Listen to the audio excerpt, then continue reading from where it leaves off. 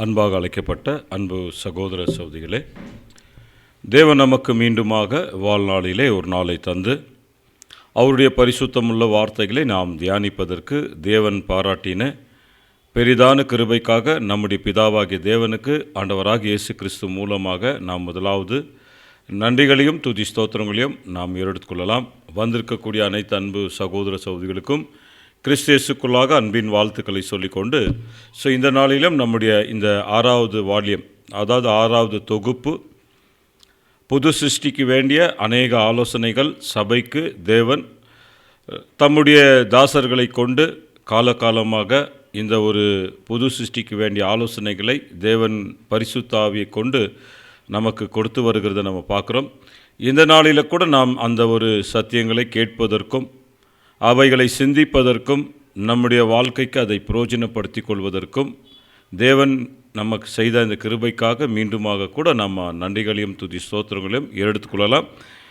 இந்த ஒரு கூட்டத்துக்கு ஆரம்ப ஜெபத்தை நாம் செய்து நாம் சத்தியத்துக்குள் கடந்து செல்லலாம். நாம் கண்களை மூடி ஜெபம் செய்வோம்.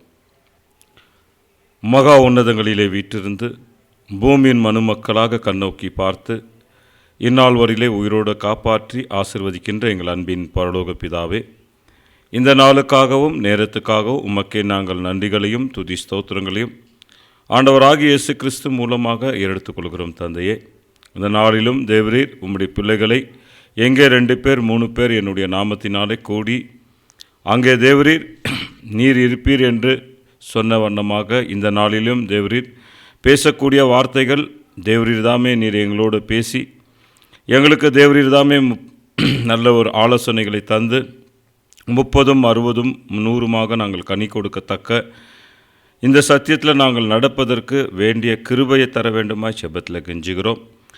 பழைய சிருஷ்டியை நாளுக்கு நாளுக்கு நாங்கள் ஒடுக்கி புது சிருஷ்டியை நாளுக்கு நாள் வளர்ப்பதற்கு வேண்டிய கிருபை எங்களுக்கு தர வேண்டுமாய் செபத்தில் கெஞ்சுகிறோம்.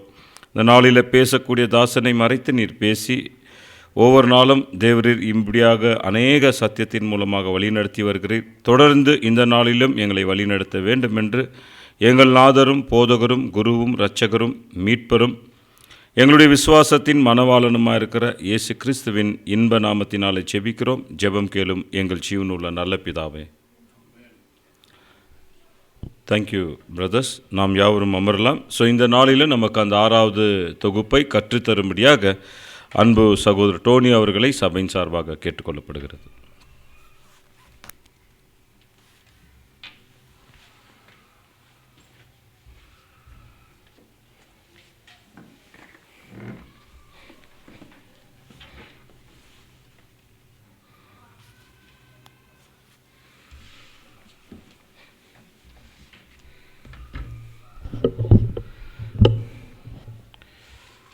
கிறிஸ்து இயேசுக்குள்ளாக அழைக்கப்பட்ட அன்பு சகோதர சகோதரிகளுக்கு இன்றைய நாளுக்கான மாலைய வணக்கத்தை தெரிவித்துக் கொள்கிறோம். தொடர்ந்து இந்த நாளிலே கூட தேவனுடைய மகா பெரிய கிருபையால் இந்த ஒரு கூடுகைக்கு வந்திருக்கக்கூடிய நம் ஒவ்வொருவரையும் தேவனுடைய பரிசுத்த ஆவியினுடைய வழிநடத்துதல் தொடர்ந்து இந்த நாளிலே இந்த கூட்டத்திலே இருக்கும்படியாக ஒரு ஜெபத்தோடு கூட இந்த ஒரு கூடுகையை நாம் ஆரம்பிக்கலாம். சகோதர சகோதரிகளே, இந்த ஒரு 6வது வால்யூமினுடைய வியாக்கியானங்களை நம்ம பார்த்துட்டு வரோம். சகோதரர் இந்த ஒரு வால்யூமை எழுதும் போது குறிப்பாக நம்ம ஒவ்வொரு ஸ்டடிலையும் சொல்லக்கூடிய விஷயம் என்ன, ஒவ்வொரு படிப்பினையிலையும் நம்ம பார்க்க வேண்டிய காரியங்கள் என்னென்னா, சகோதரர் கொடுக்கக்கூடிய இந்த அறிவுரைகள், இந்த படிப்பினைகள் எல்லாமே எதற்காக அப்படின்னு நம்ம கொஞ்சம் நிதானித்து யோசித்தோன்னா, இந்த சத்தியத்தின் வெளிச்சத்துக்கு வந்த ஒவ்வொரு சகோதர சகோதரிகளையும் இப்படியாக சிந்திக்க வேண்டும் என்ற ஒரு கருத்தோடு தான் இந்த படிப்பினைகளை நமக்கு கொடுக்குறாங்க. ஏன் அப்படின்னு பார்த்தீங்கன்னா, இந்த படிப்பினைகள் எல்லாமே பழைய விசுவாசம், பழைய நம்பிக்கையில் பழைய சபைகளிலே வளர்ந்து ஆணித்தரமான சில காரியங்களை நாம் அறிந்து கொண்டு அதன் பிரகாரமாக நம்ம வாழ்க்கைகளை நாம் நடப்பித்து கொண்டிருந்த வேளையிலே கூட இந்த சத்தியத்தின் வெளிச்சத்தை தேவன் அழைத்து நமக்கு கொடுத்த பிறகு மிக முக்கியமான மூல உபதேசங்களை நாம் மனதிலே வைத்து எத்தனையோ சத்தியத்தின் வெளிச்சத்தின் காரியங்களிலிருந்து நம்ம வெளிச்சத்தின் காரியங்களில் தேவன் நம்மை நடத்தினார். ஆனாலும் சில காரியங்கள், சில விஷயங்கள் அல்லது உலகத்தை சார்ந்த சில காரியங்கள்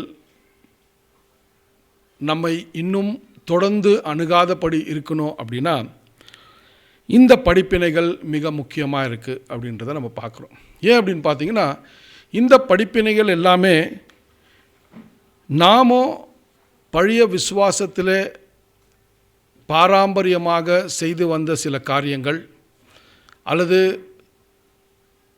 அந்த ஒரு விசுவாசத்தில் இருக்கும்போது இது எல்லாமே வேத அடிப்படையினால் செய்யப்பட்டு கொண்டிருக்கிறது அப்படின்னு சொல்லக்கூடிய விஷயங்கள் இதெல்லாமே இருந்திருக்கலாம். ஆனால் சகோதர சகோதரிகளே, இந்த நாளிலே இந்த படிப்பினைகளை நாம் பார்க்கும்போது நாம் பழைய விசுவாசத்தில் நம்பிக்கையில் எது வேதத்துக்கு இசைவாக இருக்கிறதென்று நம்பினோமோ அதுக்கு மாறாக அல்லது முரம்பாக இருக்கக்கூடிய ஒரு படிப்பினைகள் தான் இன்றைக்கி நம்ம பார்க்கக்கூடிய இந்த படிப்பினைகள். ஸோ இந்த படிப்பினைகளை நம்ம பார்க்கும்போது சகோதர சகோதரிகளே, குறிப்பாக மிகவும் ஒரு சிறிய காரியமாக இருந்தால் கூட அதை குறித்து ஒரு துல்லியமான ஒரு விவரம் நமக்கு தேவைப்படுகிறது. இந்த ஒரு சத்தியத்தின் வெளிச்சத்திலே வந்த பிறகு நாம் நம்முடைய நடைமுறைகள், நம்முடைய சிந்தனைகள், நம்முடைய யோசனைகள் இதெல்லாமே எந்த அடிப்படையில் இருந்தால் ஒரு நல்ல ஒரு விசுவாசத்தின் ஒரு வீட்டாராக அல்லது விசுவாசத்தின் ஒரு சகோதர சகோதரிகளாக நாம் இருக்க முடியும் என்பது தான் இங்கே நம்ம பார்க்கக்கூடிய காரியங்கள். ஸோ இந்த படிப்படையில் நம்ம தொடர்ச்சியாக சபையினுடைய ஒழுங்குமுறைகளை குறித்து நம்ம பார்த்துட்டு வரோம். ரொம்ப சிறிய காரியங்கள், ரொம்ப நுணுக்கமான விஷயங்களை கூட சகோதரர் நம்மளுக்கு படிப்படியாக கொண்டு வரார். அப்படியாப்பட்ட ஒரு படிப்பினையில் கடந்த வாரத்தில் நம்ம பார்க்கக்கூடிய ஒரு பாகம் என்ன அப்படின்னு பார்த்தீங்கன்னா, ஊழியங்களை செய்யக்கூடிய சகோதரர்கள்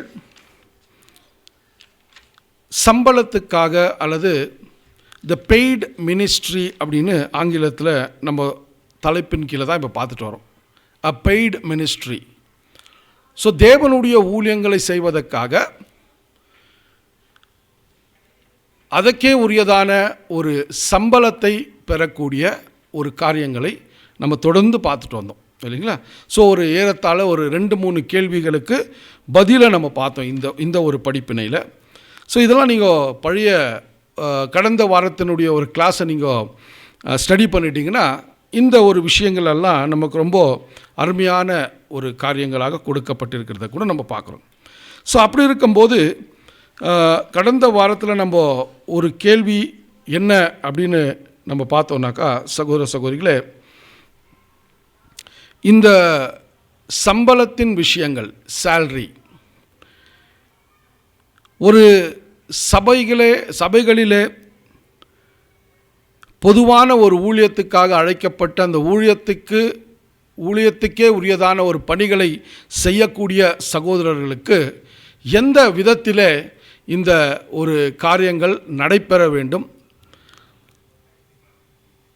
இந்த ஒரு விஷயத்தை ஏன் இவ்வளோ ரொம்ப ப்ரிசைஸாக அல்லது ஏன் எதுக்காக இவ்வளோ குறிப்பாக சொல்கிறார் அப்படின்னு பார்க்கும்போது, கிறிஸ்துவ மண்டலத்திலே இந்த காரியங்கள் மிகவும் வேதத்துக்கு இசைவாக இல்லாமல் தங்களுடைய சிந்தனை, தங்களுடைய சுயநலம், இதற்காக இந்த ஒரு காரியங்களிலே ஈடுபட்டு சபையை இருமாப்பாய் ஆளக்கூடிய ஒரு காரியங்கள் நடந்து கொண்டிருக்கிற ஒரு வேளையிலே கூட நாமும் இந்த வெளிச்சத்தில் எப்படி இந்த காரியங்களை பாவிக்க வேண்டும் அப்படின்னு கவனித்து பார்த்தீங்கன்னா அதில் அருமையாக ஒரு பாயிண்ட்டை கொண்டு வரார் சகோதரர். என்ன அப்படின்னு பார்த்தீங்கன்னா, இந்த விஷயங்களை நம்ம கடந்த வாரத்தில் பார்த்தோம். ஸோ என்ன அப்படின்னு பார்க்கும்போது ரொம்ப அதிகமான ஒரு சம்பளத்தையும் அல்லது மிகுந்த குறைப்பட்ட ஒரு சம்பளத்தையும் ஒரு சகோதரனுக்கு கொடுக்கக்கூடாது அப்படின்ற ஒரு பாயிண்ட்டை கொண்டு வராருங்க. ஏன் அப்படின்னு பார்த்தீங்கன்னா, 2 எக்ஸ்ட்ரீம்ஸ், 2 எக்ஸ்ட்ரீம்ஸ். ஒன்று அதிகமான சம்பளம், அல்லது ஒன்று மிகவும் குறைப்பட்ட ஒரு சம்பளம். எதற்காக அப்படின்னு நம்ம பார்த்தோன்னா, இங்கே சொல்லக்கூடிய விஷயங்கள் என்ன அப்படின்னு பார்த்தீங்கன்னா, சபை இப்படியாப்பட்ட ஒரு ஊழியங்களை செய்யக்கூடிய சகோதரர்களுக்கு உதவி செய்ய வேண்டும் என்றால் இந்த பணிகளிலே அவர்கள் ஈடுபடும் போது அவர்களுக்கே தேவையான சில ரொம்ப முக்கியமான சில தேவைகளை சபை சந்திக்க வேண்டியதாக இருக்கிறது அப்படின்றத கூட நம்ம பார்க்குறோம்.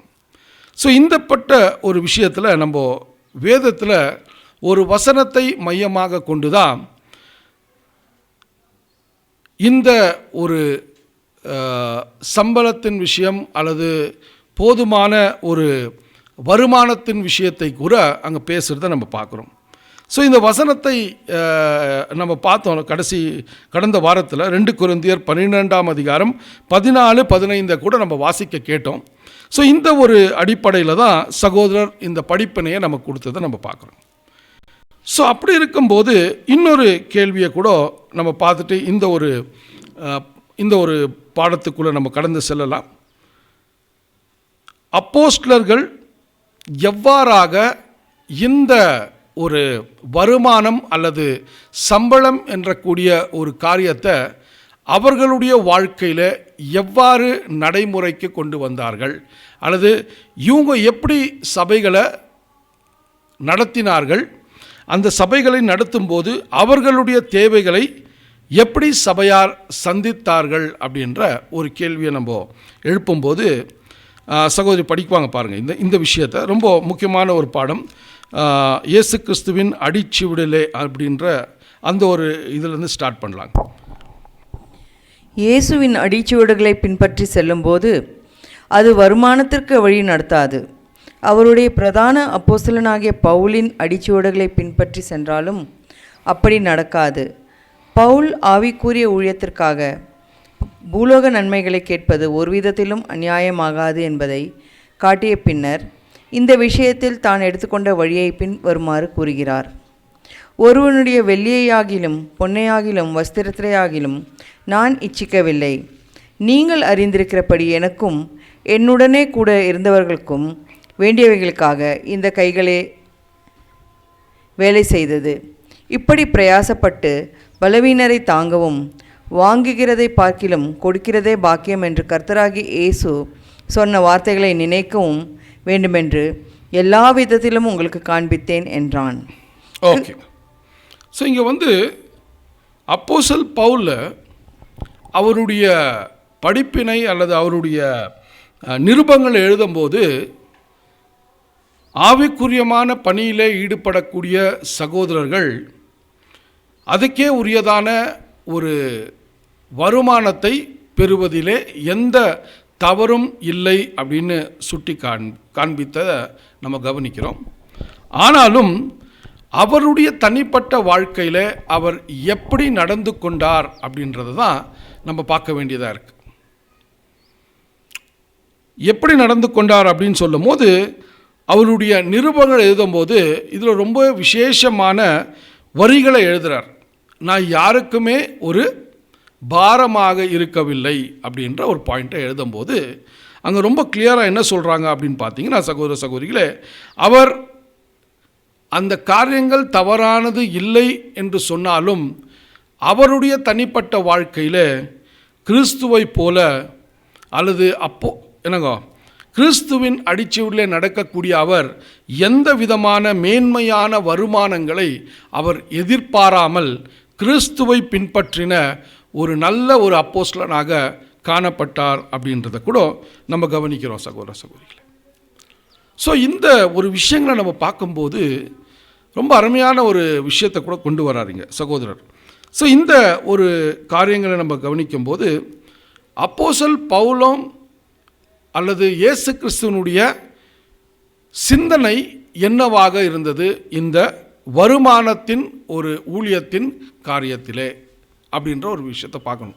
ஏன்னா இந்த வருமானத்தின் ஊழியத்தின் விஷயங்களை நம்ம கவனிக்கும்போது இது எப்படி ஆரம்பித்தது, எப்படி இது நடைமுறைக்கு வந்தது, இது எப்படி ஒரு விதத்தில் அட்வான்டேஜாக இருக்குது, ஒரு விதத்தில் எப்படி இது டிஸ்அட்வான்டேஜாக இருக்குது அப்படின்றத கூட பிரதர் இங்கே நமக்கு அநேக கேள்விகள் மூலமாக இதை நமக்கு கொடுத்து வரார்.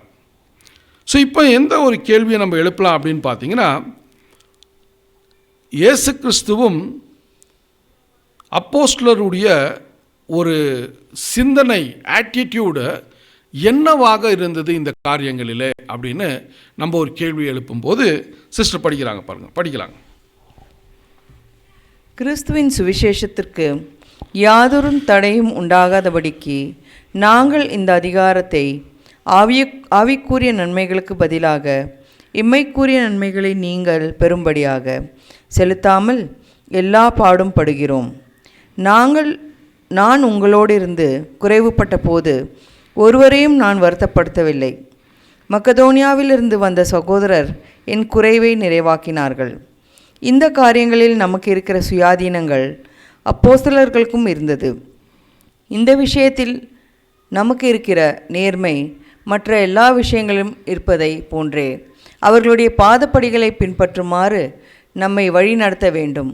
ஆண்டவர் அப்போஸ்தலர்கள் மற்றும் அவர்கள் கூட பிரயாணப்பட்டு அவர்களுடைய முழு நேரத்தையும் சத்தியத்தை அறிவிக்கின்ற ஊழியத்தில் செலவிட்டார்கள்.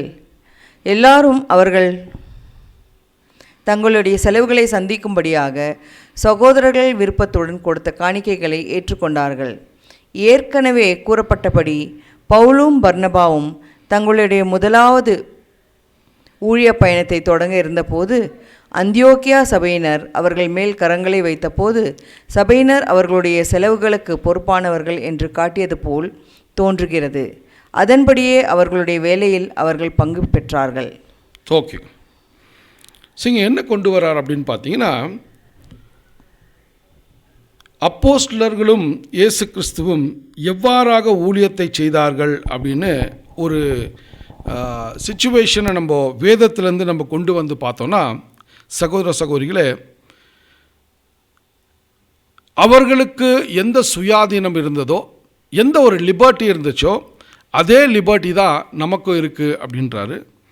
அவங்க எந்த ஒரு ஹானஸ்டியாக அவங்க அந்த ஊழியத்தை செய்தாங்களோ இல்லைங்களா, எந்த ஒரு மாயமாலம் இல்லாமல் அந்த ஊழியத்தை செய்தார்களோ அதே ஒரு காரியத்துக்கு தான் நாமும் அழைக்கப்பட்டு இருக்கிறோம். ஸோ நாமும் அதே ஒரு ஹானஸ்டியில் தான் இருக்கணும் அப்படின்ற ஒரு பாயிண்ட்டை கொண்டு வரார். ஸோ அப்படி இருக்கும்போது சகோதர சகோதரிகளே, இயேசு கிறிஸ்துவனுடைய ஊழியத்தில் அப்போஸ்தலர்கள் 3 வருட காலம் அவரோடு கூட இருக்கும்போது கூட சத்தியத்தின் விஷயங்கள் அல்லது நற்செய்தியை அவர்கள் பிறப்பிக்கும்போது, இயேசு கிறிஸ்து குறிப்பாக நற்செய்தியை அறிவிக்கும்போது அவர்களுக்கு தேவையான பண உதவியை அங்கே இருக்கக்கூடிய சகோதர சகோதரிகள் அல்லது அங்கே இருக்கக்கூடிய சிஷ்யர்கள் அவர்களுக்கு கொடுக்கும்போது, மனப்பூர்வமாக அதை கொடுக்கும்போது அதை வாங்கி அதை பயன்படுத்தினார்கள் அப்படின்ற ஒரு விஷயத்தை நம்ம வேதத்தில் நம்ம பார்க்குறோம் இல்லைங்களா. ஸோ இதுக்கு தான் ஜூடாஸை வந்து ட்ரெஷரராக வச்சாங்க. அங்கே கலெக்ட் ஆகக்கூடிய பணத்தை எல்லாம் சேகரித்து அவர்களுடைய ஊழியத்தின் பயணத்திலே அவர்களுக்கு உணவு இல்லைங்களா, அவங்களுக்கு தேவையான தங்கக்கூடிய இடங்கள் இதெல்லாமே அங்கே தேவைப்பட்டதாக இருந்திருக்கும் இல்லைங்களா. நம்ம வந்து அவங்களுடைய பயணத்தில் எல்லாமே ஃப்ரீயாக கிடைச்சிருக்கோம் அப்படின்னு நம்ம யோசிக்கக்கூடாது இல்லைங்களா. அவங்களும் ஒரு சாதாரணமான ஒரு ஊழியக்காரர்களாக தான் கருதப்பட்டார்கள் அந்த கால சமயத்தில். இயேசு கிறிஸ்துவனுடைய பிரபலமான காரியங்கள் அவ்வளவாக இல்லாதிருந்தாலும் அப்போஸ்தலர்களோடு கூட அவர் போகும்போது தங்க இடம் அவர்களுக்கு வேணும்னா அதுக்கும் தேவையான ஒரு பணமுதவி தேவையாக இருக்குது. ஸோ அப்படியாப்பட்ட ஒரு காரியங்களில் தான் அவங்க சேகரித்த அந்த பணத்தை செலவழித்தார்கள் அப்படின்றத கூட நம்ம பார்க்குறோம். ஸோ அதே போல் நம்ம கடந்த வாரத்தில் சில படிப்பினைகளை பார்க்கும்போது அங்கே என்ன கொண்டு வந்தாங்க அப்படின்னு பார்த்தீங்கன்னா, அப்போஸ்தலர் பவுலும் பர்னபாவும் அந்தியோக்கியாவில் அவங்களுடைய ஊழியத்தின் பணியை ஆரம்பிக்கும்போது அந்தோக்கியா சபையார் அவர்களுடைய கைகளை வைத்து அவர்களை ஆதரித்தார்கள் அப்படின்னு ஒரு வசனத்தை படித்தோம் நம்ம, இல்லைங்களா?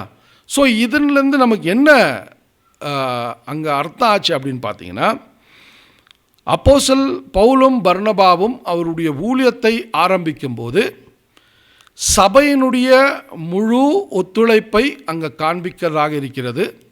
சபை பண உதவி செய்யக்கூடிய ஒரு காரியத்தை கூட அவர்கள் ஏற்றுக்கொண்டதாக அங்கே காரியங்கள் குறிப்பிக்கின்றது சகோதர சகோதரிகளே. ஸோ ஆகையால் இந்த ஒரு ஊழியத்தின் காரியங்களிலே அவர்கள் நடக்கும்போது அல்லது அவர்களுடைய ஊழியத்தின் பயணத்திலே அவர்கள் ஈடுபடும்போது பண உதவி தேவையாக இருந்தபடியால் அவர்களுக்கு அங்கே இருக்கக்கூடிய விசுவாசிகள், அங்கே இருக்கக்கூடிய சீஷர்கள் அவருக்கு கொடுக்கக்கூடிய பண உதவியில் தான் அந்த ஊழியத்தை நடத்த அவர்கள் முடியுமாக இருந்தது. ஸோ இப்படி இருக்கும்போது சகோதர சகோதரிகளே, கிறிஸ்து கூட அந்த ஊழியத்தின் விஷயத்தை ஒரு சாதாரண ஒரு அடிமையாக அல்லது ஒரு நல்ல ஒரு ஊழியனாக தேவனுடைய பணிகளை செய்வதற்கு வேறொருத்தர்கிட்ட காசு அவர் பண உதவியை நாடினார் அப்படின்றதோடு அந்த பண உதவியை உதறி தள்ளாமல், ரொம்ப முக்கியமான ஒரு பாயிண்ட் இல்லைங்களா, அவர் சிந்திச்சிருந்தா எத்தனையோ விதத்தில் பணத்தை சேகரித்திருக்கலாம் இல்லைங்களா. ஆனால் சகோதர சகோதரிகளே, அவர் மிகவும் எளிமையான ஒரு சிந்தனையோடு, எளிமையான ஒரு மனதோடு அங்கே வரக்கூடிய பணத்தின் ஒரு உதவியில் தான் அந்த ஊழியத்தை செய்ய தேவன் சித்தமாக இருந்தபடியால் அதை செய்தாருன்றதை கூட நம்ம பார்க்க வேண்டியதாக இருக்குது சகோதர சகோதரிகளே. ரொம்ப சிம்பிளாக இல்லைங்களா, ரொம்ப ஒரு பெரிய ஆடம்பரமாகவோ இல்லை ரொம்ப ஒரு பெரிய எந்த முயற்சிகளையும் எடுக்காமல் அங்கே வந்த அந்த பண உதவியால் அவர்களுடைய அந்த ஊழியத்தின் சுவிசேஷத்தின் ஊழியத்தை அவர் நடத்தினார் அப்படின்றத கூட நமக்கு ரொம்ப அருமையாக கொண்டு வந்ததை நம்ம பார்க்குறோம். ஓகேங்களா. ஸோ இதெல்லாம் நமக்கு எதுக்கு இந்த பேக்ரவுண்டெல்லாம் கொண்டு வரார் பிரதர் அப்படின்னு பார்த்தீங்கன்னா, இந்த வருமானத்துக்கு உரிய சில ஊழியங்கள் நடைபெற வேண்டும் என்றால் அது நல்ல ஒரு ஆரோக்கியமான ஒரு சிந்தனை எப்படி இருக்கணுன்றது தான் நமக்கு இந்த படிப்பினை கொண்டு வரார். ஸோ நம்ம ஆரம்பத்தில் சொன்ன வண்ணமாக இது கிறிஸ்துவ மண்டலத்தில் இந்த ஆரோக்கியமான சிந்தனை இல்லாமல் ஒவ்வொரு ஊழியக்காரர்களும் தங்களுக்கே உரியதான சம்பத்துகளை அல்லது ஐஸ்வர்யங்களை சேகரித்து அவர்கள் மேன்மையான பதவியிலையும் மேன்மையான ஒரு வாழ்க்கையும் நடத்தி கொண்டு வரக்கூடிய ஒரு காரியங்களை நம்ம பார்த்துட்டோம். ஸோ அந்த விஷயங்களை நாம் இங்கே வரும்போது அந்த காரியங்கள் இப்படி இருக்கக்கூடாதுன்றது தான் இங்கே படிப்படியாக நமக்கு சில விஷயங்களை விவரிச்சுட்டே வரார். ஓகேங்களா. ஸோ இப்போது கிறிஸ்து அப்போஸ்தலரோட எக்ஸாம்பிள் பார்த்தோம். அவங்களுக்கு ஊழியத்துக்கு தேவையான பண உதவியும் அவங்க நிராகரிக்காமல் அதை வாங்கி அந்த ஊழியத்தை செய்தார்கள் அப்படின்ற ஒரு பின்னணியை கூட நம்ம கவனித்தோம். ஸோ இப்படி இருக்கும்போது சகோதர சகோதரிகளே, நம்முடைய சிந்தனை அல்லது இந்த விஷயங்களை நம்ம பார்க்கும்போது வேதத்தில் மூப்பர்கள் இந்த பண உதவி அல்லது வருமானத்தின் விஷயத்தை எப்படி புரிஞ்சு கொள்ள வேண்டும் அப்படின்ற ஒரு கேள்வி எழுப்புறாருங்க. ஓகேங்களா. என்ன சொல்கிறார் அப்படின்னு பார்த்தீங்கன்னா, ஸ்கிரிப்சர்ஸில் இல்லைங்களா, இல்லை வேதத்தில் மூப்பர்கள் சபைகளை நடத்துவதற்காக வருமானங்களை கேட்க வேண்டுமா அப்படின்ற ஒரு கேள்வி. அப்படிங்களா? சிஸ்டர் படிக்கிறாங்க பாருங்கள் இந்த ஒரு விஷயத்தை. ஆன போதிலும் வீடுகளில் கூடும் சபையில் ஊழியம் செய்த மூப்பர்கள் நேரடியாகவோ வேறு விதமாகவோ ஒரு சம்பளமோ அல்லது செலவுக்கான பணமோ பெற்றார்கள் என்பதற்காக ஒரு அறிவிப்பும் இல்லை. அங்குள்ள சபைக்கு அவர்களுடைய சொந்த அங்கங்களையே ஒரு சிலரோ அநேகரோ பெரியவர்களோ சாதாரணமானவர்களோ அவர்களுடைய சுய விருப்பத்தின்படி உபயோகப்படுத்துவது பொதுவாக காணப்பட்டதாகும் என்று நாம் நம்புகிறோம். இந்த வேதாகம முறைப்படியான செயல் ஆவிக்குரிய விதத்தில் ஆரோக்கியமாக இருக்கிறது. இந்த முறையானது பல்வேறு அங்கங்கள் தங்களுடைய ஆவிக்குரிய வரங்களை உபயோகப்படுத்தும்படி அவர்கள் வெளியே கொண்டு வர உதவுவதுடன் அதிகமான ஆண்டவரே உண்மையான மேய்ப்பனாக நோக்கி பார்க்கும்படி வழிநடத்துகின்றது. ஆனால் கூலிக்கு உள்ளவர்கள் செய்யும் முறையில் படியல்ல. தகுதியுள்ள போதகர்களின் எண்ணிக்கை அதிகரிக்கும் போது அந்தியோக்கியா சபையின் முன் மாதிரி பின்பற்றப்படட்டும். சிலர் ஊழியக்காரர்களாக, பிரதிகளை விற்கிறவர்களாக, பிரயாண ஊழியர்களாக வேறு இடங்களுக்கு அனுப்பப்படட்டும். ஓகேங்க. ஸோ இங்கே என்ன கொண்டு வராரு அப்படின்னு பார்த்தீங்கன்னா, சகோதர சகோதரிகளே, ஒரு சபை அப்படின்னு நம்ம கவனித்து பார்க்கும்போது நம்ம கிறிஸ்துவ மண்டலத்தில் அல்லது பழைய விசுவாசத்தில் இருக்கும்போது நம்ம பார்ப்போம் இல்லைங்களா? ஒரு 5 சபை அதனுடைய கிளைகள் இருந்தால் அந்த 5 கிளைகளுக்கும் என்னங்கோ அங்கே இருக்கக்கூடிய சில பாஸ்டர்ஸு இல்லை அங்கே இருக்கக்கூடிய சில போதகர்களை ஊழியத்துக்காக அல்லது வருமானத்தை கொடுத்து அங்கே அந்த சபைகளை நடத்த அவர்களை யூஸ் பண்ணிட்டு இருக்கிறத நம்ம பார்க்குறோம். ஆனால் இங்கே பிரதர் கொடுக்கக்கூடிய ஒரு விஷயம் என்ன அப்படின்னு நீங்கள் பார்த்தீங்கன்னா, பொதுவாக வீடுகளிலே இருக்கக்கூடிய சபைகள் வேதத்தில் எந்த ஒரு பண அல்லது ஆதாயத்துக்காகவோ அல்லது அவர்களுடைய தேவைகளை சந்திப்பதற்காகவோ அவர்கள் ஆதாயத்தை திரட்டவில்லை அப்படின்ற ஒரு பாயிண்ட்டை கொண்டு வராரு. அது மட்டுமல்லாமல் இப்படிப்பட்ட ஒரு போதகர்களை சபைகளிலே நியமித்தால் என்ன நடக்கும் அப்படின்னு நீங்கள் சொல்லும் போது, சபையில் இருக்கக்கூடிய பொதுவான சகோதர சகோதரிகள் வளர்வதற்கு வாய்ப்புகள் மிகவும் குறைப்பட்டதாக இருக்கும் அப்படின்னு சொல்கிறார். எந்த சிந்தனையில் இந்த விஷயத்தை சொல்கிறார் அப்படின்னு பார்த்தீங்கன்னா, பிரதர், பொதுவாக சபைகள் நடத்தப்படும் போது ஒரு நல்ல ஒரு போதகர் அந்த சபைக்கு தேவை. அந்த போதகர் சபையை நடத்த வேண்டும் அப்படின்ற ஒரு உணர்வோடு வருமானத்துக்கு, அந்த கூலிக்காக அல்லது வருமானத்துக்காக ஒரு போதகரை அந்த சபையில் ஸ்தாபிப்பது ஒரு செயல்முறையில் இருக்கிறது நம்ம பார்க்குறோம் இல்லைங்களா? ஆனால் இங்கே கொண்டு வரக்கூடிய ஒரு பாயிண்ட் என்ன பிரதர் அப்படின்னு பார்த்தீங்கன்னா, இப்படி செய்வதாலே தனிப்பட்ட சபைகளிலே இருக்கக்கூடிய சகோதரர்கள் தங்களுடைய தாளந்துகளை பயன்படுத்தவோ அல்லது தங்களுடைய ஆவிக்குரியமான வளர்ச்சியில் அதிகரிக்காத ஒரு சூழ்நிலைகளை காண முடியும் அப்படின்னு சொல்கிறார். ஸோ ஆகையால் என்ன விஷயத்தை இங்கே கொண்டு வரார்னா, சகோதர சகோதரிகளே, அந்தந்த சபைகள் அங்கு இருக்கக்கூடிய சகோதரர்கள் சகோதரிகள் இவர்களை வைத்து இவர்களை ஊக்குவித்து இவர்கள் அந்த சபையினுடைய எல்லா தேவைகளையும் பூர்த்தி செய்யவும் அல்லது போதகர்களாக அவர்களை எழுப்பவும் நம்ம என்ன பண்ணோன்னா அதிக முயற்சிகளை செய்ய வேண்டும் அப்படின்ற ஒரு பாயிண்ட்டை கொண்டு வரார் சகோதர சகோதரிகளே. ஸோ இந்த ஒரு விஷயத்தை நம்ம பார்க்கும்போது சகோதர சகோதரிகளே, அங்கே அந்த போதகர்களுடைய எண்ணிக்கை அதிகமாகும் சபையில் அப்படின்னு ஒரு பாயிண்ட்டை கொண்டு வரார். ஸோ இந்த ஒரு எண்ணிக்கை அதிகரிக்கும் போது எப்படி சபையில் இருக்கக்கூடியவர்கள் அந்த போதகர்களை பயன்படுத்தி கொள்ள வேண்டும் அப்படின்ற ஒரு சஜஷனையும் கொடுக்குறார் இல்லைங்களா? ஸோ என்ன சொல்கிறாருன்னா, ஒருவேளை ஒரு சபை இப்படியாப்பட்ட ஒரு காரியங்களுக்குள்ளே ஈடுபட்டு அநேக சகோதரர்கள் போதகர்களாக அவர்களை எழுப்பி அப்படி இருக்கக்கூடிய போதகர்கள் சபையில் ஊழியத்தை செய்வது மட்டுமல்ல, சகோதர சகோதரிகளே, அவர்களை எதுக்காக பயன்படுத்தலாம் சபை அப்படின்னு பார்த்தீங்கன்னா, மிஷினரி ஊழியத்துக்காக இல்லைங்களா, வேறு சபைகளை ஊக்குவிக்க அவர்களை நியமிப்பதற்காக, பில்கிரிம்ஸ் இல்லைங்களா, கோல் போர்ட்டர்ஸ். இது கோல் போர்ட்டர்ஸ் அப்படின்னா என்னன்னாக்கா,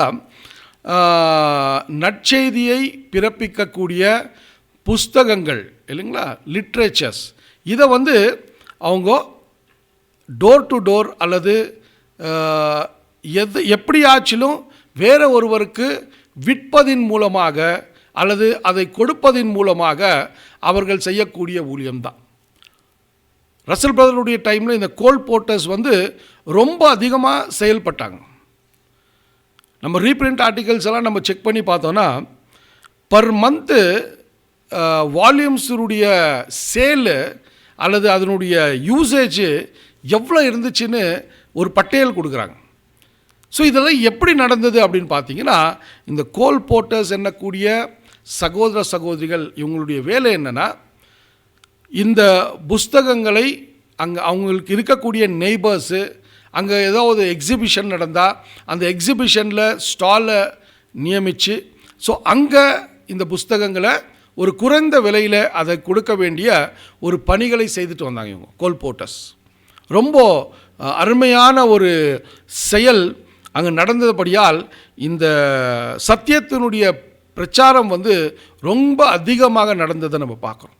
ஸோ அப்படி தான் இங்கே என்ன சொல்கிறார் அப்படின்னு பார்த்தீங்கன்னா, ஒருவேளை சொந்த சபைகளிலே இல்லைங்களா, அந்த வீட்டுகளில் நம்ம கூடக்கூடிய சபைகளில் இப்படியாப்பட்ட ஒரு சகோதரர்களை அதிகமாக எழுப்பி அந்த போதகர்களாக அவர்களை எழுப்பி அவர்களுடைய தேவைகள் அல்லது அவர்களை எப்படி பயன்படுத்தி கொள்ள வேண்டும் என்றால், இப்படியாப்பட்ட ஒரு ஊழியங்களுக்காக அவர்களை பயன்படுத்தினால் அது மிகவும் அருமையான ஒரு விஷயமாக இருக்கும் அப்படின்னு கொண்டு வரதை நம்ம பார்க்குறோம். ஸோ இதெல்லாம் ஒரு சஜஷனாக கொடுக்குறார் பிரதர்.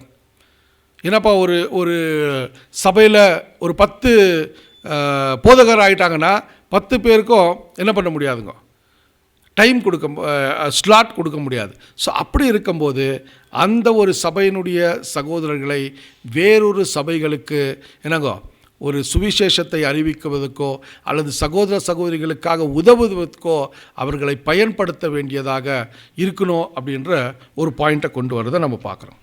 ஸோ இப்படியாப்பட்ட ஒரு விஷயங்களை நம்ம பார்க்கும்போது சகோதர சகோதரிகளை இந்த ஒரு சஜஷனை நம்ம பார்த்தோம். இன்னொரு பாயிண்ட்டை இப்போ கொண்டு வரார். என்ன சொல்கிறார் அப்படின்னு பார்த்தீங்கன்னா, வேதத்தில் ஏதாவது ஒரு ரெஃபரன்ஸ் இப்படியாப்பட்ட ஒரு பணங்களை எதிர்பார்க்கக்கூடாது அப்படின்ற ஒரு ரெஃபரன்ஸ் ஏதாவது இருக்குமா? ஏன்னா நம்ம இது எல்லாமே வேதத்துக்கு இசைவாக இருக்கிறது தான் நம்ம படிச்சுட்டே வரோம். ஸோ அதை தான் நம்ம ரீசனிங் பண்ணிகிட்டே இருக்கிறோம் இப்போ. ஸோ இந்த வருமானத்தின் ஒரு ஊழியம் அப்படின்னு சொல்லும் போது வேதம் இதை குறித்து என்ன நமக்கு கற்பிக்கிறது அப்படின்னு தான் நம்ம தொடர்ச்சியாக பார்த்துட்டு வந்துட்டு இருக்கோம். அதுக்கு தான் அநேக என்னங்கோ நம்ம ரீசனிங்கை பண்ணுறோம். ஸோ கிரைஸ்டனுடைய ரீசனிங்கை பார்த்தோம், அப்போஸ்டலருடைய ரீசனிங்கை பார்த்தோம் இல்லைங்களா. ஸோ பொதுவாக எப்படி இந்த விஷயங்கள் நடந்துச்சு அப்படின்னு பார்க்குறோம். ஸோ இப்போ என்ன நம்ம பார்க்கலான்னா சகோதர சகோதரிகளே, இப்படியாப்பட்ட ஒரு சம்பளம் அல்லது வருமானத்தின் விஷயங்களை வேதம் நிராகரிக்கிறதா அல்லது வேதம் இதை ஒப்புக்கொள்வது இல்லையா அப்படின்னு நம்ம பார்க்கணுன்னாக்கா, சகோதரர் இன்னும் ஒரு 3-4 பாயிண்ட்டை கொண்டு வரார் நமக்கு. இதை படிப்பாங்க. இருந்த போதிலும் எந்த சபையும் அது பயனுள்ளதாக காணப்படும், ஊழியம் மிக விசாலமானது என்று எண்ணுமானால், ஒரு சகோதரர் தன்னுடைய முழு நேரத்தையும் நல்ல முறையில் அதற்கும் ஸ்தாபனத்திற்கும் ஊழியம் செய்யும்படியாக கொடுக்க முடியும். அதற்கென மன விருப்பத்துடன் அவருடைய செலவுக்கென போதுமான அளவு கொடுப்பார்கள் எனில், அதை தடை செய்யும் எந்த வேத வாக்கியத்தையும் நாம் அறியோம். ஆனால் ஊழியத்தில் ஈடுபட்டிருக்கும் மூப்பரும் தாங்குகின்ற சபையும் கொடுக்கப்பட்ட பணமானது ஊழியக்காரர் மற்றும் அவரை சார்ந்திருக்கிறவர்களின் நியாயமான வாழ்க்கை செலவுக்கு அதிகமாகாதபடி பார்த்து கொள்ள வேண்டும். மேலும் மூப்பரும் சபையும் சபையிலுள்ள அங்கங்கள் அனைவரும் விசேஷமாக மூப்பர் நியமத்திற்கு தகுதி பெற்றவர்கள் உபயோகப்படுத்தும்படி பார்த்து கொள்ள வேண்டும். இல்லை என்றால் பாபிலோனின் ஆவி பேர்சபையின் ஆவி நிச்சயம் வளரும். ஓகே, ஸோ இங்கே பிரதர் கன்க்ளூஷனாக ஒரு விஷயத்தை கொண்டு வர்றார். ஸோ இப்படி இருக்கும்போது இந்த சம்பளத்தின் வருமானத்திற்காக சில ஊழியங்களை செய்யக்கூடிய சில சகோதரர்கள். ஸோ அப்படி இருக்கும்போது இது நம்ம பார்த்தோம் கிறிஸ்துவ மண்டலத்தில் எப்படி நடந்து கொண்டு இருக்குது, எப்படி இது ஒரு தவறான விதத்தில் இது பயன்பட்டு கொண்டிருக்குது, தவறான ஒரு விதத்தில் ஊழியர்கள் எப்படி சபைகளை இருமாப்பாய் ஆண்டு கொண்டிருக்கிறார்கள், இப்படியெல்லாம் நம்ம பார்த்துட்டு இருக்கிறோம். ஸோ இங்கே சகோதரர் என்ன கொண்டு வரார் அப்படின்னு பார்த்தீங்கன்னா, சகோதர சகோதரிகளே, சபைகள் ஊழியத்தின் காரியத்திலே எந்த ஒரு வற்புறுத்துதலும் இல்லாமல் வாலண்டரியாக கொடுக்கக்கூடிய பணத்தை நிராகரிக்கணும் அப்படின்ற ஒரு விஷயம் வேதத்தில் எங்கேயுமே இல்லை அப்படின்ற ஒரு பாயிண்ட்டை கொண்டு வரார் இல்லைங்களா. அதான் சொல்கிறார், if any congregation considers that its field of usefulness இல்லைங்களா, அவங்களுடைய ஊழியத்தின் பணிகள் அதிகமாக இருக்குது, பண தேவைப்படும், சுவிசேஷத்தின் காரியங்களிலே அநேக விதமான ஊழியங்களுக்கு பணம் தேவைப்படும் யோசித்து அதை எந்த ஒரு வற்புறுத்துதலும் இல்லாமல் மனப்பூர்வமாக கொடுக்கும்போது அதை நிராகரிப்பதில் அதை நிராகரிக்கணும்னு வேதம் எங்கேயுமே நமக்கு சுட்டி காண்பிப்பதில்லை அப்படின்னு பார்த்தோம். ஸோ அப்படி இருக்கும்போது அந்த சபையினுடைய மூப்பருடைய காரியங்கள் அப்படின்னு வரும்போது இல்லைங்களா, நம்ம பார்த்தோம் ஒரு சபையை நடத்த அந்த மூப்பருக்கு தேவையான எந்த பண உதவி தேவையோ, அவர்களும் அவருடைய குடும்பத்தை நடத்த எந்த பண உதவி தேவையோ அதை உதவுவதற்கு சபை எந்த ஒரு தடையும் செய்யக்கூடாதுன்ற ஒரு பாயிண்ட் அங்கே கொண்டு வரதை நம்ம பார்க்கணும். ஆனால் ஒரு எச்சரிப்பான ஒரு விஷயத்தை கன்க்ளூட் பண்ணுறாருங்க. என்ன சொல்கிறாருன்னா, அந்த மூப்பரும் அந்த ஊழியக்காரனும் அல்ல அந்த ஒரு என்ன சொல்கிறான்னா சம்பளத்தை பெறக்கூடிய போதகர் அவருக்கு தன்னுடைய குடும்பத்தை நடத்தக்கூடிய ஒரு ஒரு ஒரு லிமிட்டுக்கு அவங்களுக்கு இந்த விஷயத்தை நம்ம செய்யணும். இது சபையும் என்னங்கோ மூப்பர்களும் இதை மிகவும் ஜாக்கிரதையாக நடத்த வேண்டும் அப்படின்ற ஒரு துல்லியமான ஒரு பாயிண்ட்டை கொண்டு வரார்.